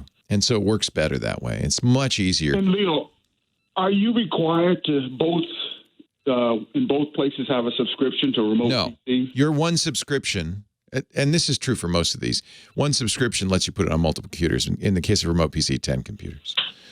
So, but all, I'm prejudiced because they're a sponsor, but, there's other tools that'll do this, and they all roughly work the same way. The key is, instead of having a direct connection, you have a triangle, which eliminates this whole router issue. It's much easier to get set up. And it has another advantage, because then you can use, say, the Remote PC app on a phone, and you can still get to your computer. You don't have to do any special routing, because, again, it's connecting through Remote PC. So that's the advantage. Well, it sounds like it has another advantage, too, that Leo code you throw in there, and they give you that. It's pretty cheap for the first year. Yeah, they really pretty much, yeah. I think, a lot of people use it. After I did the commercial, a couple of people in the chat room said one said he's at a radio station. They have their hosts use it to record stuff. Another guy, so I can't remember what he was doing with it, but yeah, a lot of our chatters use it, and it works quite well for them too. So, Hey, thanks so much, Leo. I got one other quick question for you, because I always like asking you about this. I like your opinion on something, and I know you'll give me a good opinion. Okay. I see Apple is coming out with the 12. do you think it's worth upgrading to that? I've got the 10. But you already have an iPad Pro, or you have an iPad Air, one of the earlier ones? No, I'm sorry. I meant iPhone. Oh, iPhone. I'm sorry. I got all confused. Well, don't worry about the 12 yet. That's way off. That's September. And who knows what the situation is going to be in September. Remember, they manufacture these in China. It might be worth getting by then too. Yeah, right. You don't know. So you have a 10 right now, and you're trying to decide, should I upgrade now? I would stick with the 10. No. When the 12 comes out, I would wait. I would wait. Here's what you're going to get with a 12. First of all, 5G. Now, 5G is not widespread yet. The 5G that some companies are offering is barely faster at all, and costs more money, will kill your battery. I think 5G may or may not be here at the end of the year. My guess is it won't be. But if you want a future-proof, that's one thing. The iPhone 12 will almost certainly have 5G capability. And that's probably good. You want to work with every network that's available, because you're going to keep it a few years. It'll have better cameras. The 10, the 11's much better than the 10. The 12 will be better probably than the 11. I mean, it'll have better cameras. It'll have a faster processor. This is a pretty common kind of step-by-step progression that Apple makes. Sure. Well, here's my issue, Leo. I have no use for camera. Well, then don't worry about it. I think your 10 is fine. The 5 camera was good for me. Yeah, I think the 10 is fine. Don't worry about it. When the 12 comes out, you can decide then. I don't think 5G is going to be a big deal yet. So hang with that 10 as long as you can. I love it. How long do you think it'll be, Leo, before 5G makes his mark? It's 2 years off. At least. Yeah, so there's two kinds of 5G. T-Mobile's rolling out their 600 megahertz 5G. That has an advantage. It travels a lot farther. They're making, all the ads point that out. But it isn't much faster. It's really not much different than LTE. AT&T's offering something called 5GE, which actually is LTE. They're just labeling it 5G. Real 5G has a lot of issues. It's operating, they call it millimeter wave, and that's going to come eventually too. It's starting to be rolled out in some areas, but it doesn't travel very far. It doesn't go very well through walls. You have to have 4 times as many cell sites, so that's going to slow people down. They got to get rights of way. They got to build them. It's billions of dollars, and it has some technical issues. When it does work, it is much faster. Latency is very low. They talk about its use for instance, cars communicating with one another, because you need low latency. If a car says, I'm about to turn, and you don't get that message for a couple of seconds, that could be a disaster. So there are things we can do with 5G, real millimeter wave 5G, but there's so much that has to be built out. There's so many technical issues. So far, the 5G radios in these phones kill battery like crazy. The cost of a 5G subscription, we don't know. But when you get this real 5G, what are they going to charge you? Verizon's offering it in some areas for businesses only, and it's very expensive. So there's a lot of question marks about 5G. That's right now. There's a lot of hype about it. I would wait. Well, Leo, you got to think with Apple jumping into bed with it, though. I mean. Well, they have to. Every phone's going to support it. They have to. Samsung's already supporting it in their phones. Well, Apple usually waits, though, until the technology gets to a point where... You're very astute. That's exactly right. Apple is never the first to jump on a bandwagon. Sure. Well, you know what? I'll never forget Apple in the MP3, though, Leo. I mean, I just think, they waited. They were very, very... last people to bring it on, and then they just crushed it. You're so smart. You're exactly right, Joey. There were portable MP3 players. We don't remember them like the Diamond Rio. Came in way late. Because when the iPod came out, it was like, forget everything else. They owned it. They owned it. It was amazing. They killed everything else. Yeah. Joey, it's always a pleasure. Hey, thank you, brother. My friend, thank you. And we'll talk again soon. Stay healthy. Stay safe. Wash your hands. He's got clean hands. I know he does. He just sounds like a guy with clean hands. You're welcome, Jersey Fudge. We are very fortunate to be able to do what we are doing. We're going to do more. I don't know if you saw our AMA yesterday that we did with the 4 staff hosts. We're going to do more of those. Yeah, if, Captain J, if 5G is widely available, doesn't cost an arm and a leg, and lives up to its promise, maybe. Isn't LTE pretty fast right now, though? Aren't you pretty happy with your LTE? What is it that you're going to do with 5G that you couldn't do with your LTE right now. Yeah, we had fun. We're going to do more of those AMAs. I think the idea is I might just leave the camera on all the time. Just kind of hang out. We could hang out. I think we all got to help each other and entertain.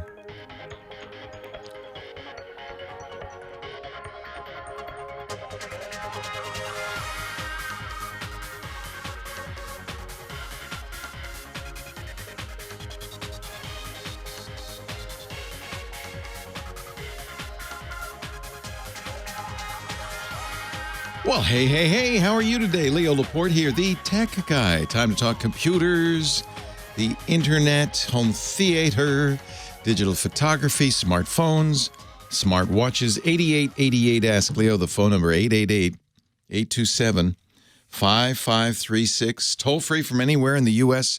or Canada, outside that area. You could still call, just do Skype out or something like that, 8888 Ask Leo. Website, techguylabs.com. Line 2, Gary, Woodland Hills, California. Hi, Gary. Oh, let me press the right button. There you go, Gary. Can you hear me now? I do. It's my fault. Sorry. No problem. How you doing, Leo? I'm doing great. Okay, so I'm a CPA, buried at work at the moment, and over 60 with asthma, so I need to move home. Yes, you do. Yes. The other thing, too, is my wife's a teacher, and she is now working full-time at home. We have one computer, so if I'm going to use my computer full-time, because it's still tax season, I need to buy her a laptop. So I started looking at laptops. There's i5, i10, AMD. Which all she does is spend the bulk of her time on the internet with, her various sites for school and everything like that. The only application she uses on the computer is Word. So I need to get her something that I can, all I'm going to do is I have a monitor, keyboard, mouse. I just need something so she can sit at the kitchen table and work. She's working about 10 hours a day. Oh, man. I need a recommendation. Get her a good chair. That's my recommendation. I see my wife. Yeah, that's the next thing, too. I agree. My wife sits at a bar stool at the kitchen counter, and I'm thinking, you're not going to do that all day, are you? But she has to, right? She's the other day she worked 14 hours because of what she does. My back hurts just thinking about it. Yeah, but I need the computer for me because I need the dual monitors, for what I do. Yes. And so you're going to get a desktop for yourself and a laptop for her. Is that what you're saying? I'm going to kick her off my desktop. Oh, I see. She's using it now. Kick her off. Yeah. Since I'm going to kick her off, I got to replace it with a laptop. Very nice of you. Does she care if it's Windows or Mac? No. The new MacBook Air that just came out is pretty close to the perfect laptop. Apple invented the Ultrabook, which is this very thin, lightweight, it's 2 pounds notebook. They have excellent screens. The keyboard is great. It does have Office on there. It doesn't come with it. It comes with Apple's Office, but you can get Microsoft Office on there. And I think it's a beautiful, beautiful laptop. And I think it'd be, what does she use now? Does she use something at school? Well, at school, she has a Mac. And she uses the PC. So to her, because everything she does, everything is on the internet. She doesn't care. Yeah. She doesn't care.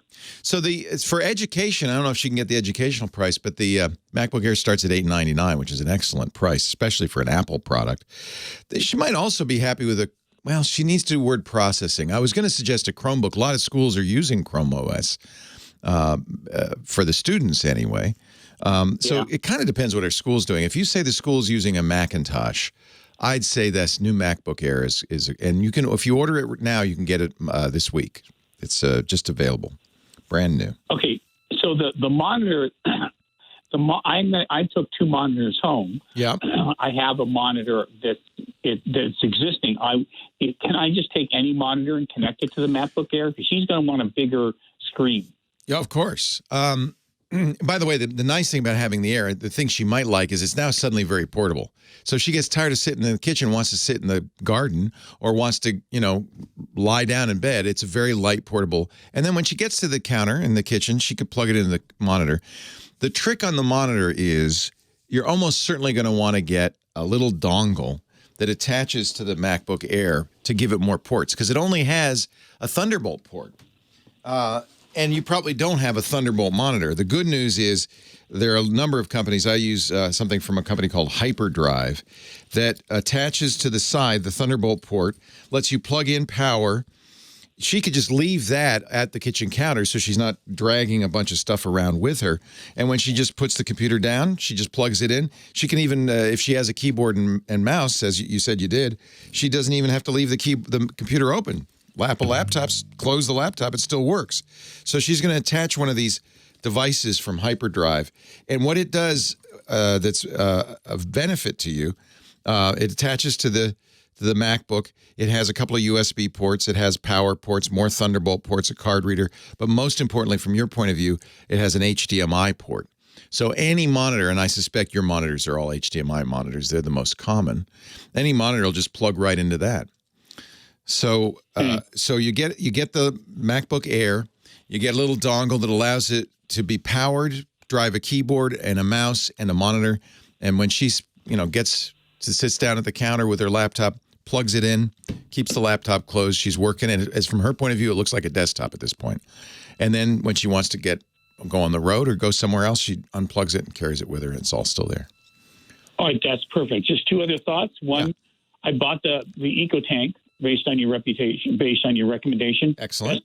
Our sponsor. Best printer I've ever had. Oh, I'm so glad you like it. Well, nowadays, nobody wants to go buy ink cartridges, right? Yeah, no, that's the reason why. You'd like to have a printer that you can use for a while between trips to the office supply store. So, yeah, that's I can't go to now anyway. Right. So it doesn't make any difference. So I'm glad you bought that. Yeah. Yeah, one thing, I bought my daughter, who's a graphics design major in college, and I bought her the iPad Pro late last year, and I know that they just came out with a new one. Is there any big difference in them? Biggest difference, and it won't make a difference to your daughter, is the camera. That's the biggest difference. She doesn't care about that. And it has a, depth sensing LiDAR on the back. She's not doing augmented reality. It is a faster processor. It's always amazing to see what Apple can do with their custom silicon. And it's the, what do they call it? The A12Z Bionic, I think. It's got some crazy designation. Is super fast, but unless she feels like her current iPad Pro is slow, which it isn't, believe me, she's fine. There's no reason to upgrade at all. Okay, she's 20 and she is by definition augmented reality. Yeah, she lives it. Did you get her a pencil too, one of the Apple pencils? Absolutely. Yeah. She's got to draw. So, yeah, it's perfect for that.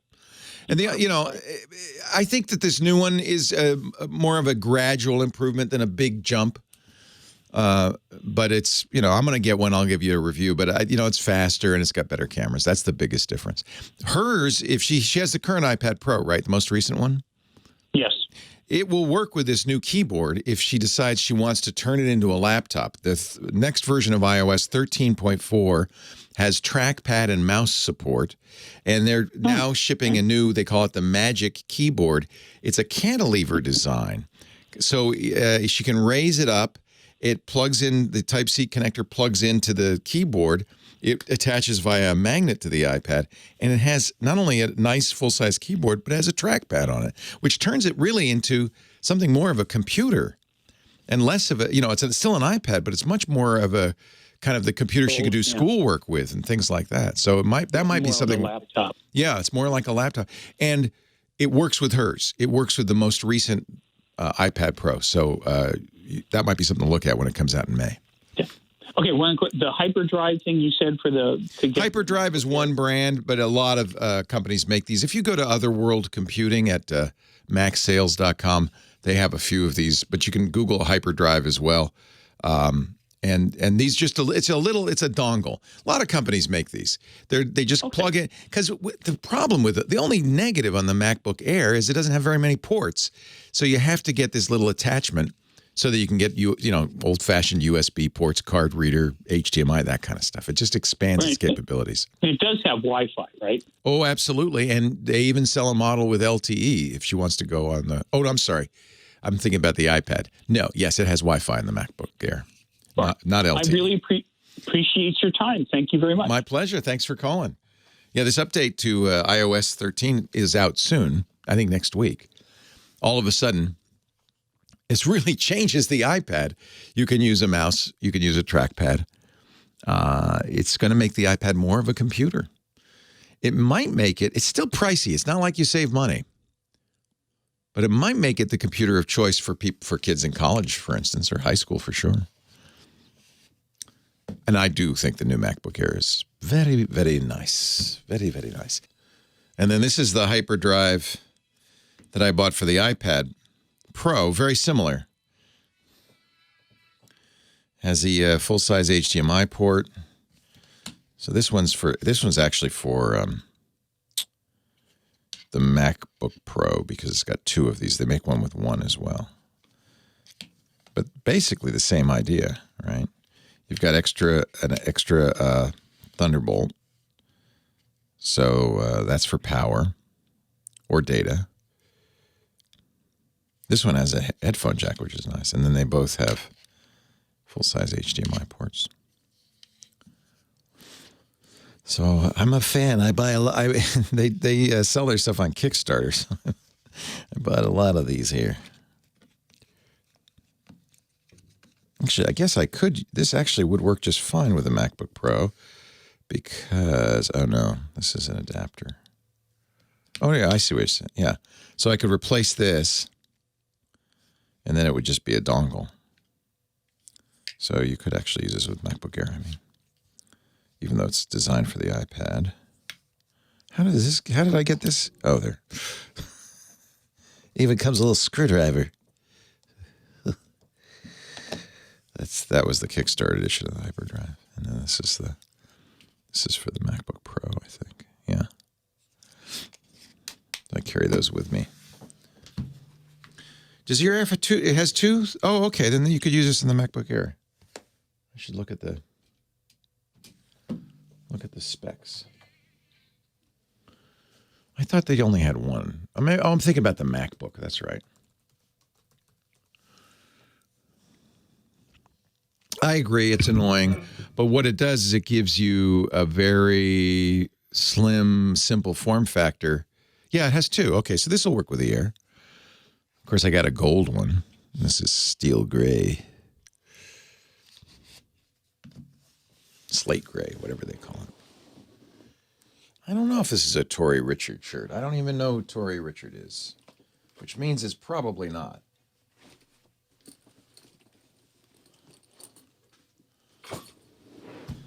Yeah, /message does work in our chat room. Try it and see.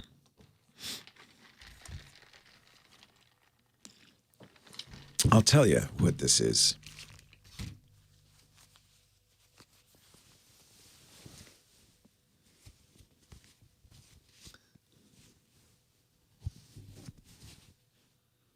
Yes, it's a Tory Richard shirt. Wow, I'm impressed. I'm impressed. You knew it. How did you know it was a Tory Richard? I don't even know what Tory Richard is, but yes, this is a very nice Tory Richard shirt. Apparently, I'm a well-dressed man with not even knowing it. Didn't even know it.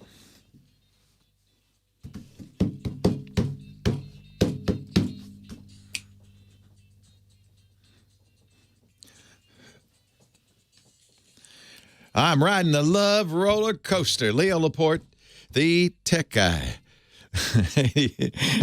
Up and down and down and up.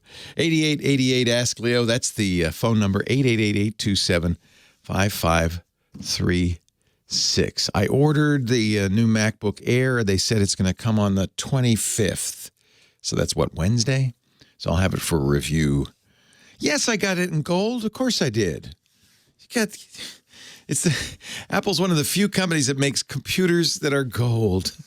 So you got to do it. I'm bored with this silver and the gray. Gold, man, gold. Makes you stand out. Jerry in Dearborn, Michigan. Leo Laporte, the tech guy. Hi. Hello. How are you? I'm great, Jerry. Welcome. Good. One quick question. How did your sourdough bread came out? You were talking to Leo. Steve about it. Yeah, it came out delicious, but a little flat. The sourdough, I don't use yeast. And the thing. No, you don't. No, but the thing about sourdough is it has a mind of its own. It's a living creature. And I think it lacked a little oomph this time. But that's fine. It tasted fantastic. My experimenting is with salt rising, which makes I want to try that in the world. So somebody told me about this before. Now, how does that work? It's using salt instead of yeast. Actually, it uses milk that but you need to be able to open the windows because it stinks to high heaven, but it still makes the lightest, greatest white bread toast you. Ooh, I'm gonna have to try it. It was apparently an Appalachian recipe. I got it from a old book my grandmother had, the White House Cookbook. Oh, I remember that. Yeah, that was a famous restaurant, the White House. Yeah. I'll have to try it. It's made from wheat flour, a starter consisting of either water or milk and corn, potatoes or wheat. Milk and corn, yeah. Yep. Yeah, It's not actually salt rising, and it doesn't taste salty. I don't know why they call it salt. No, but it's great. It's just, if you find it at a bakery, there's one bakery in this entire area that is like 30 miles away from us, and if they have it, I buy it. I can tell you, though, my wife, who has a very sensitive nose, will not like this.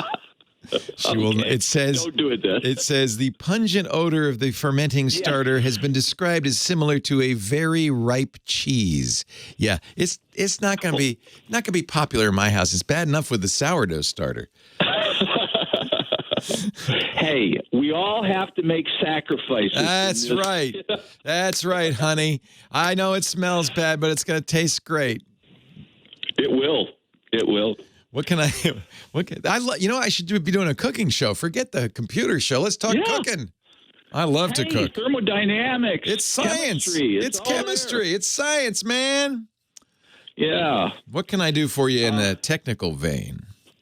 We have a small book club, which has got a lot of people my wife wanted to meet this weekend, and I said, hey, if you do, I'm going to go hide, And I'm thinking about doing a video chat, and some video conferencing software, reasonably cheap. I mean, it doesn't have to be free. But there's plenty of free. There's plenty of free solutions. So how many people are there in the book club? Maybe at most. Usually it's 6 to 8, but maybe up to 12. Oh, okay. Tops. So if it were 8 or fewer, House Party, which we were talking about at the beginning of the show, would be a great choice. They are limited, unfortunately, to 8 people. But House Party is designed to be exactly like that. In fact, they have even little games you can play built into it. But the idea is you have 8 people on the screen, and so it's a nice group chat. It works quite well. For more people, there are other choices. And you've probably heard a lot of people talk about Zoom, which is used in business for business conferencing. Yeah, and I looked at the... It's not free. Not the free level, but the next level up. Yeah. This other guy said, stay away from Skype. My favorite free choice is Google's Hangouts. And now they call it Hangouts Meet. Okay. And it can handle up to, I believe, 250 people. No. So that's more than enough, right? It's used in enterprise, it's used in schools, but there is a free version as well. It's available on iOS and Android. So most of the people will be coming in. Well, you could do it on a computer too. Anything with a camera, but I would guess most of the people in the book group will be doing it with their phones. Do you think? No, I think we're kind of old farts. I think my wife would probably want to use her Android tablet. I would want to use my Linux. Linux, you're getting a little tricky. Linux might be a little tougher with. I can go to Windows. Yeah, you might have to use Windows for this. Okay. There's another choice which isn't normally free, but because of the crisis, Microsoft is making their Teams software free for the next 6 months. It is also designed. It's a business product, and so it's often the nice thing about Teams is it's not just video conferencing. They've got nice chat features. It's more for having a collaboration. And it's the kind of thing you might use if everybody had to go home from the office. You just say, well, fire up Teams. People are using Hangouts for this as well, and leave it running all day. And it's like we're all in the same office together. We can talk to each other and stuff like that. So we would do this Sunday afternoon, maybe. I love this idea, virtual book club. And you're right. I have this. Don't let them come over. No. Well, sit 6 feet away from each other. No. Don't let them come over. Just do it this way. I think that's fine. Okay. So I would look at Hangouts would be the easiest one. And that'll work on an Android tablet. It'll work. It might even work on Linux because it uses the browser. I think it probably nowadays works fine in Linux. Oh, it's a browser-based. Well, Google's moved to WebRTC, which is browser-based. So. Okay. I think, let me just see. I'm going to go to hangouts.google.com. Yeah, it looks like it actually, video call, phone call. Yeah, it looks like it does work just fine in a browser. I'm on Linux right now. It works just fine in a browser. Okay. So my suggestion, before you actually roll this out, is to try it. Oh, yeah. Well, I'll do it on my machine in my office, and my wife. Do it with your wife, yeah, and maybe get a few friends. You don't want to be trying to figure this out right at the meeting, right? Yeah. Yes. And I think the other issue that a lot of people run into is the microphones. To the extent people have them or can get them, USB headset makes this much better, because what people normally will do is use the laptop's camera, microphone, and speakers, and you're going to get echo and feedback a little bit, and it's a little tricky. Okay, I think I got a Logitech. For me, I got a Logitech. They use the camera microphone. Yeah. If you have the little headset with a microphone, that always works better. If you can, whoever has it, get them to use it. Yeah, somebody mentioned, Dr. Ma mentioned that Citrix is waiving the cost of their WebEx solution now. So that's a very high-end conferencing solution a lot of businesses use. And if there's no cost to that, that might even work better. Steve I corresponded with him. He sent me a video that was quite good, a nutshell video for COVID. He's doing much better. He still has a little bit of a cough. It's unclear whether he believes he had coronavirus, but it's unclear. He didn't have a temperature. Could have just been a really bad cold, but we just don't know because there's no way to test it. Sooner or later, I'm hoping, and I suspect this is okay. Remember I told you don't listen to anybody who's not a physician or a public health guru. So meanwhile, I'm going to spout. So don't listen to me. This is pure speculation. But looking at the problem being, this isn't going to completely go away till there's either a vaccine 1 year from now, at best case scenario, 1 year, or there's herd immunity, which means like 80% of us have gotten it and survived it. Given that that's a year off, what seems more likely is that we'll have these waves of shelter in place. Like it'll damp down. We do this for 4 to 8 weeks. Cases damp down to nothing. We go back to our regular lives. They start going up again. Then we all have to do it again. And they damp down. And that's going to go for a year. Somebody suggested, this was, I think, Larry Brilliant. I can't remember who. That at some point, what'll happen is we'll have some form of indicator when everybody will do an antibody test. Is the antibody test easy and cheap, Dr. Mom? I know they're getting close to getting one, but if everybody has an antibody test, if they're widely available, then you'll know who is who's healthy, and you'll have a blue bracelet or something that you can walk around.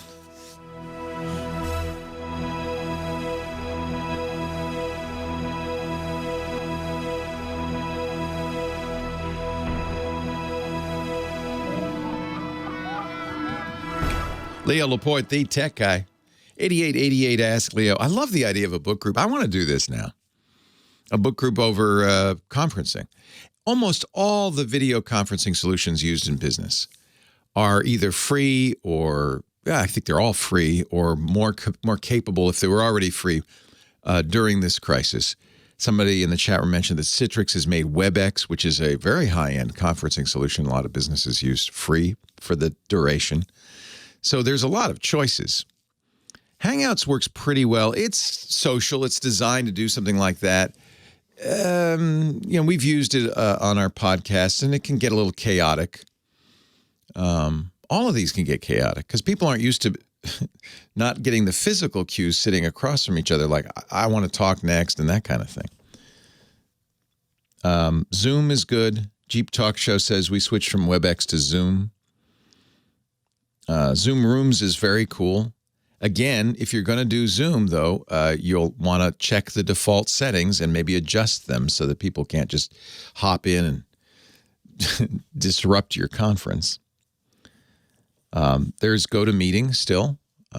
LogMeIn has that. There's a lot of good choices out there because so many of us have tried or work from home, and many businesses do that. And it's just kind of the way business has changed in the last few years. So the timing, there's no good time to get a virus, but the timing is a little bit better because we have widespread high-speed internet, and we have a lot of tools to make this possible. House party's fun. For just family get-togethers, up to 8 people, a lot of fun. It was designed for the youngs, so they could have, you know how millennials like to socialize. Buzz in Huntington Beach, California. Leo Laporte, the tech guy. Hey, how you doing, bud? I am well. How are you, Buzz? Oh, man, home like a lot of other people. I'm a struggling artist, and all my shows have been closed. Oh, I'm so sorry. Oh. It's killing me, but I bought a Fire Stick. I figured, okay, let me get updated here. Time to watch TV.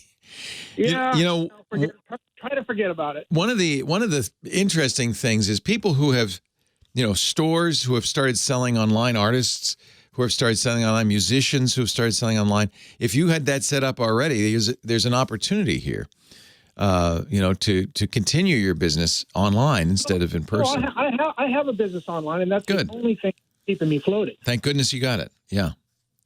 Yeah. Now you just got to get the word out. Well, yeah, I've been trying to advertise on Facebook, things like that. Good. So, orders are trickling in. What's your website? We'll give you a plug. It's buzzrhino.org or .net. Buzzrhino. Buzzrhino. Is that your real name? Well, it's a nickname. You do Hawaiiana. Oh, that's cool. Yeah. Oh, you got a Mai Tai fighter. These are great, Buzz. I love these. That was the hardest thing I've ever done. I was dared to do this tiki mug, and I wanted to show the world what I could do, so I ended up creating the most complicated tiki mug ever made. That's 3 pieces, 10 different colors. I was hanging out at Sam's, or at Trader Sam's in Disneyland, and they were talking about all these tiki, or rather Star Wars things, and I was like, okay, I heard somebody mention I could do that. Yeah. Well, I have a Mai Tai in my hand, chatting. I heard somebody mention a TIE fighter. I was like, dude, I'm going to do a Mai Tai fighter. Mai Tai fighter. The whole place freaked out and started handing me money. I left there with like $450 in my pocket. I had to do it. You had to. That's the problem with this, your particular art, which I love, is I think it probably sells in person better than it would online because people see it and they go, oh, I got to have that. Well, yeah, because the lamps look so cool. Yeah. You can't really tell how big they are until you get to have them. And my Maui fountain is actually a working bamboo perpetual motion fountain with a working... I'm looking at it right now. They got the flame on the guy's head. They got the little... Oh, these are great. I want this. Buzzrhino.net. I'll give you a big plug. The lamp link goes to my Etsy store, and Thank goodness. There's a lot of artists who, I got to set up an Etsy store now. At least you got that going. So good, man. So thank you. You know what? I bought a 3D printer too, and it's sitting here printing right now. Perfect. I'm wearing a tiki shirt, so it's all meant to be. I got my Tori Roberts tiki shirt on right now. All right, you're Ohana. I'm Ohana. We're Ohana, man. Aloha, bro. We have when we were in Kauai last summer, we bought a giant totem that's sitting in our living room right now. I hope it brings us good luck. It's beautiful. Hand carved. It will, because that's the love that you put into it. Exactly right. Exactly right. So you bought a Fire TV stick. What do you want to do? Okay, so I got an old Pioneer Elite a plasma, but it has HDMI input, so that's where the Fire Stick goes. Never get rid of that Pioneer Elite. They stopped making them, and it's one of the best TVs ever made. I love it. Yeah. Everybody comes over and just trips out on it, and everybody's all into these curved LED deals and whatever. Anyway, so it's plugged into that, and then I have an old Yamaha receiver, but the problem with the Yamaha receiver is it's not HDMI. Oh, yeah. I went through all the IR profiles, and I finally found one that turns on and turns off my Yamaha receiver. So I figured, okay, it's linked. I definitely have it on the right input because I just checked with my Xbox, and sound is coming out of the input that I have the Fire Stick plugged into. So I know that input is on the correct setting. But it controls, when I press the on and off button with the Fire Stick, it turns on and off the receiver and the TV. So that's linked, but no sound. No sound. It should normally the sound comes through the HDMI. So how are you connecting how are you getting the video into the TV? You're not going through the AV receiver. No, it's plugged into the TV. It's in the TV. Okay. So there on most TVs, I don't know if it's on this Pioneer, there is one HDMI port labeled ARC, audio return channel. You want to put that Fire Stick in that. Actually, no, that's not the solution. If the TV may or may not have optical out, if it does, then you could pipe the optical out from the TV into the AV receiver, and I think that would give you. That's how I have sound with optical from the receiver to the TV. So, but it's not working. The sound on the Fire Stick is not working. It works for all my other devices. I mean, I have Xbox. I got everything hooked up to it. So let me just, in my mind, think this through. The Fire Stick is feeding the TV speakers because it's feeding in the HDMI, the TV speakers and the TV screen, but you don't want it to come through the speakers. It works in the speakers though, right? No sound from. Not even in the TV speakers. No, I don't have those set up. Oh, you don't have them set up. If you did, I'm thinking they would work. So, but what you want to do is you want to get it out to your Yamaha receiver so you can hear it through the stereo. So Twisted Mister is saying you've got to, let me think. So TV, what we want to get the audio that the TV speakers would get, and we want to get them into the Yamaha. That optical should work. If it's coming out of the TV, it should feed the Yamaha. Make sure the Yamaha is set to optical so that it's getting its input from the optical, right? Right. And you're not hearing anything. No. Is it a setting in the TV? It might be a setting in the TV to use external speakers. You know what I'm saying? I can check that. Yeah, because the audio is coming into the TV along with the signal. It's, unless you say otherwise, going to try to play it through its own speakers. You don't have those connected, so you don't know if it's doing that, but I bet you if you connected it, you'd hear the sound. So what we want to do is tell the TV, no, don't play that in your internal speakers.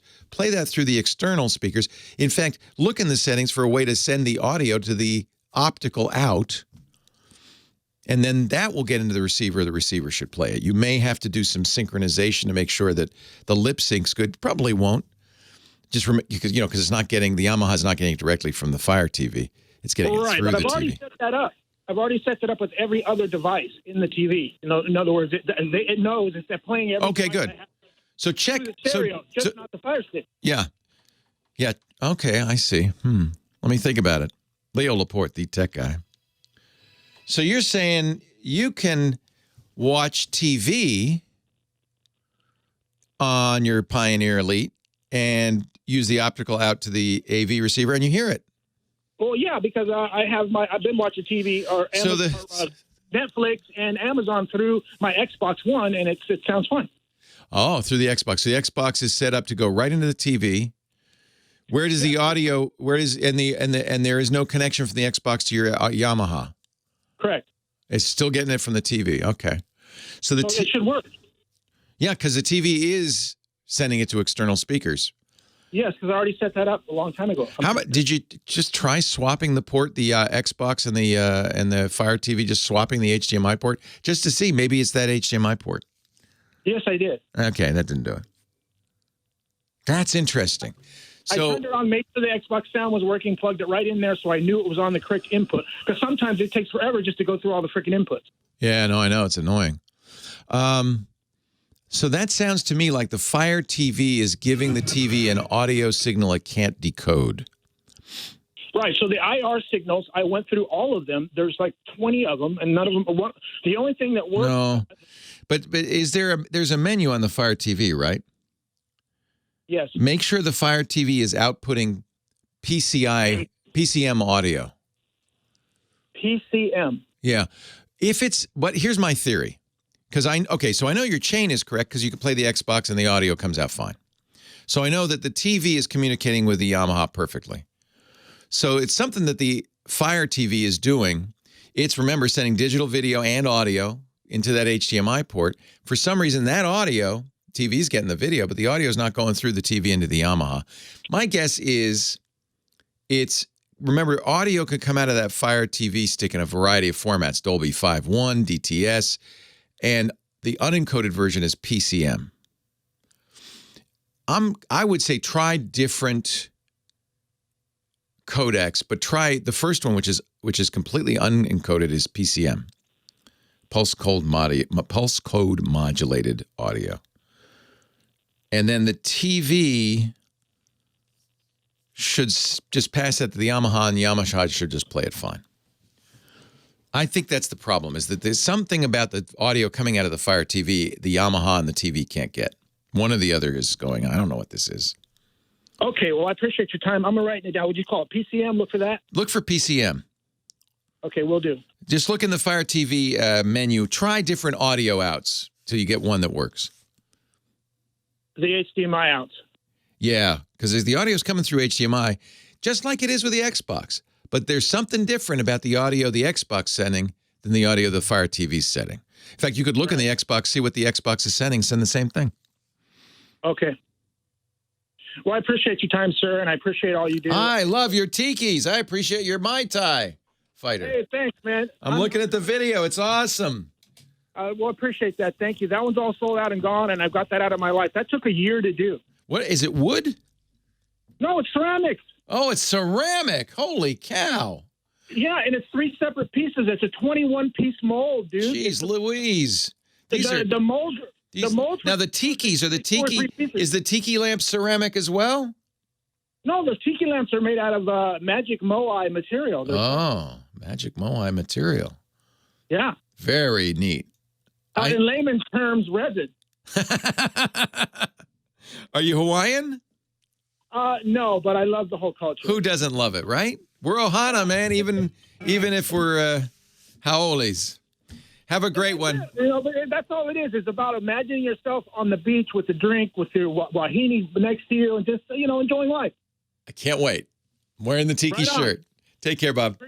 Aloha, bro. Aloha. This is how I wash my hands. Are you ready? Wash your hands with me. I was petrified. Then you do the back and the other side. Then you do your thumbs and do it just like that. Then do your fingernails and fingertips.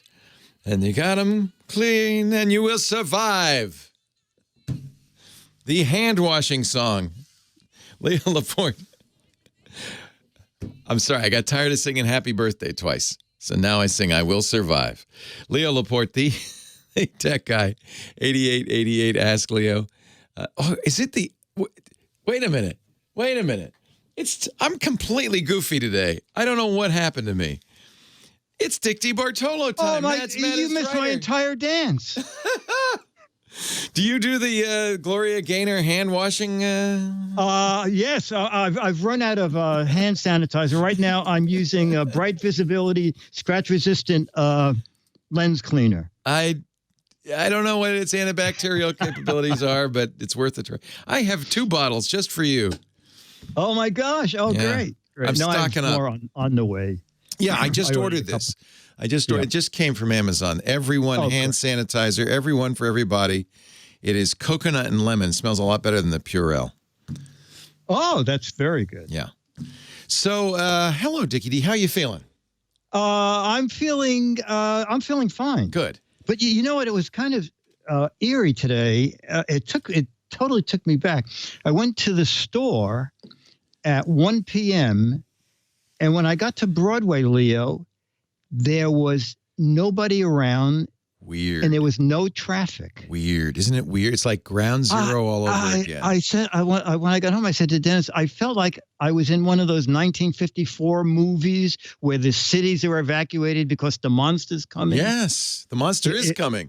It's here. It's just 10 nanometers. It's tiny. Yeah. So Dick is Mad Magazine's maddest writer. He lives in Manhattan in the Upper West Side, and so that's why he's really is in the heart of the crisis right now. That's why we want you to stay home, Dickie D. We're doing that. Fortunately, he's also a gizmo wizard and has a massive supply of toys to play with. Yes, and I was thinking, what can I find that would be useful to people staying home? And I remembered, see if you remember something that came out 20 years ago, prism glasses. No.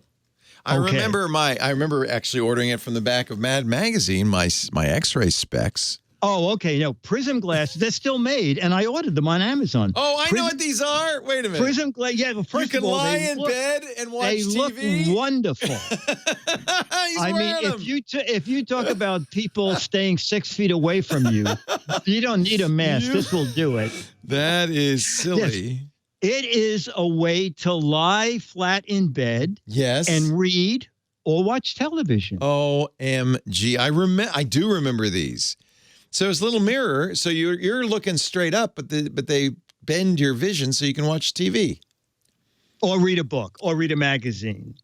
So this way you don't have to keep your head in a weird position and strain your neck. And how does it work? Do they? I mean, would you read a book? They are fairly well built. They're very inexpensive. One pair is $9.99, but I bought the 2-pair pack, which is $14.99. So they're roughly $7.50 You can each. still buy these? Yes, that's the amazing thing. I bought the 2 boxes from Eve Lots. Yeah. I'm guessing from the name Eve Lots that this is a company that buys old stuff in large lots, right? Like it could be. It could, and then like made new packaging. A repo company. Yeah. But they work great. I think kids would also love them. And the funny thing is, at this year's Toy Fair, they're not coming out till summer. When I saw them at Toy Fair, I said, wait, I think I have something like that. They came out with something called upside down glasses. So this is now you'll put them on and everything will be upside down. And you have to take a chart and try and go from number 1 to 2 to 3 to 4. Oh, it's almost hard. Impossible. Yeah. I drew my line up to salesman. I was so bad with. Do you remember somebody made a bicycle where the wheels are the opposite of the way you turn the handlebars? So if you turn the handlebars right, the wheel went left. And it's hysterical to watch people try to ride it because it's like, it hurts your brain. Yeah. No, I thought you were going to say this would be good for, they probably are out of business now, but the bicycle that powered your TV set. Oh, I would need that. So unless you were doing your exercise video, if you stopped, your TV went off. So we need that. So prism glasses, there's actually a number of different people on Amazon who sell similar products. Similar, exactly. One of them is just a picture of these upside down. It's kind of funny. What a crazy idea. You can find out more and get the link at Dick's website, gizwiz.biz. He's the Gizmo Wizard, GIZWIZ.biz. And he also has a great What the Heck Is It contest. Dick is full of things you can do for fun at home. It's family friendly too. Bring the kids. The What the Heck. But don't come right now. Well, is it? Oh, yeah. Leave them at home. Yeah. Don't come over. You could take a look at the What the Heck Is It contest, a chance to win an autographed copy, hand-sanitized autographed copy of Mad Magazine if you can identify a close-up of a gizmo or a gadget. This is a strange one. That is a really I don't know. Gizwiz.biz. There's also lots of other stuff to look at on the site. other gizmos he shows on World News Now on ABC and other places he shows up. It's always a pleasure, Dick, to talk to you. I'm glad you're doing well. You are a gem. Dennis is doing well, too. His health is good. Yes, he's hell, And fortunately, we have the backyard. So now, Myra isn't over there right now, right? No, Myra is let her come over. Yeah. Home. Yeah. Yep. Have you gone on the subways? Is it, You know what? We rode the subway 2 weeks ago, one stop because there was a terrible rainstorm. It was already half empty. Well, you know what? New York City the numbers are so big anyway. The Transit Authority said last St. Patrick's Day, 5.5 million people took a subway.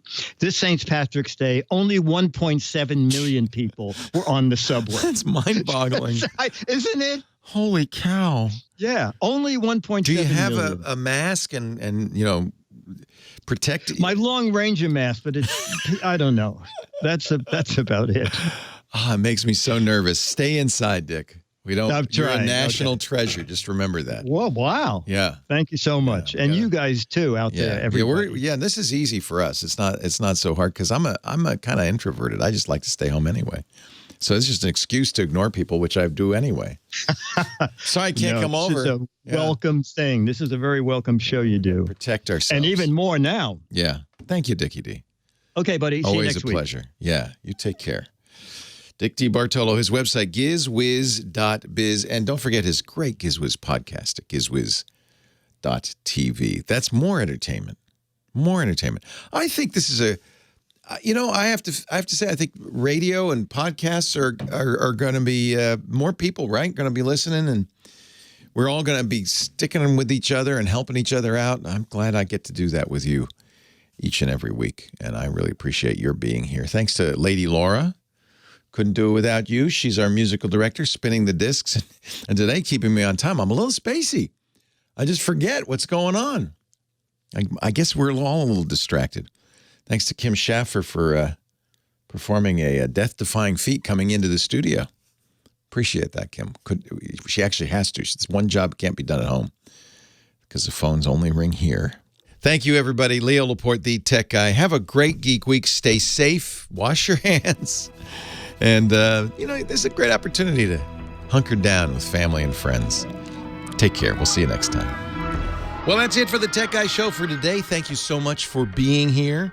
And don't forget, TWIT, T-W-I-T. It stands for This Week in Tech, and you'll find it at twit.tv, including the podcasts for this show. We talk about Windows on Windows Weekly, Macintosh on MacBreak Weekly, iPads, iPhones, Apple Watches on iOS Today, security on Security Now. I can go on and on and on. And, of course, the big show every Sunday afternoon, This Week in Tech. You'll find it all at twit.tv. And I'll be back next week with another great Tech Guys show. Thanks for joining me. We'll see you next time.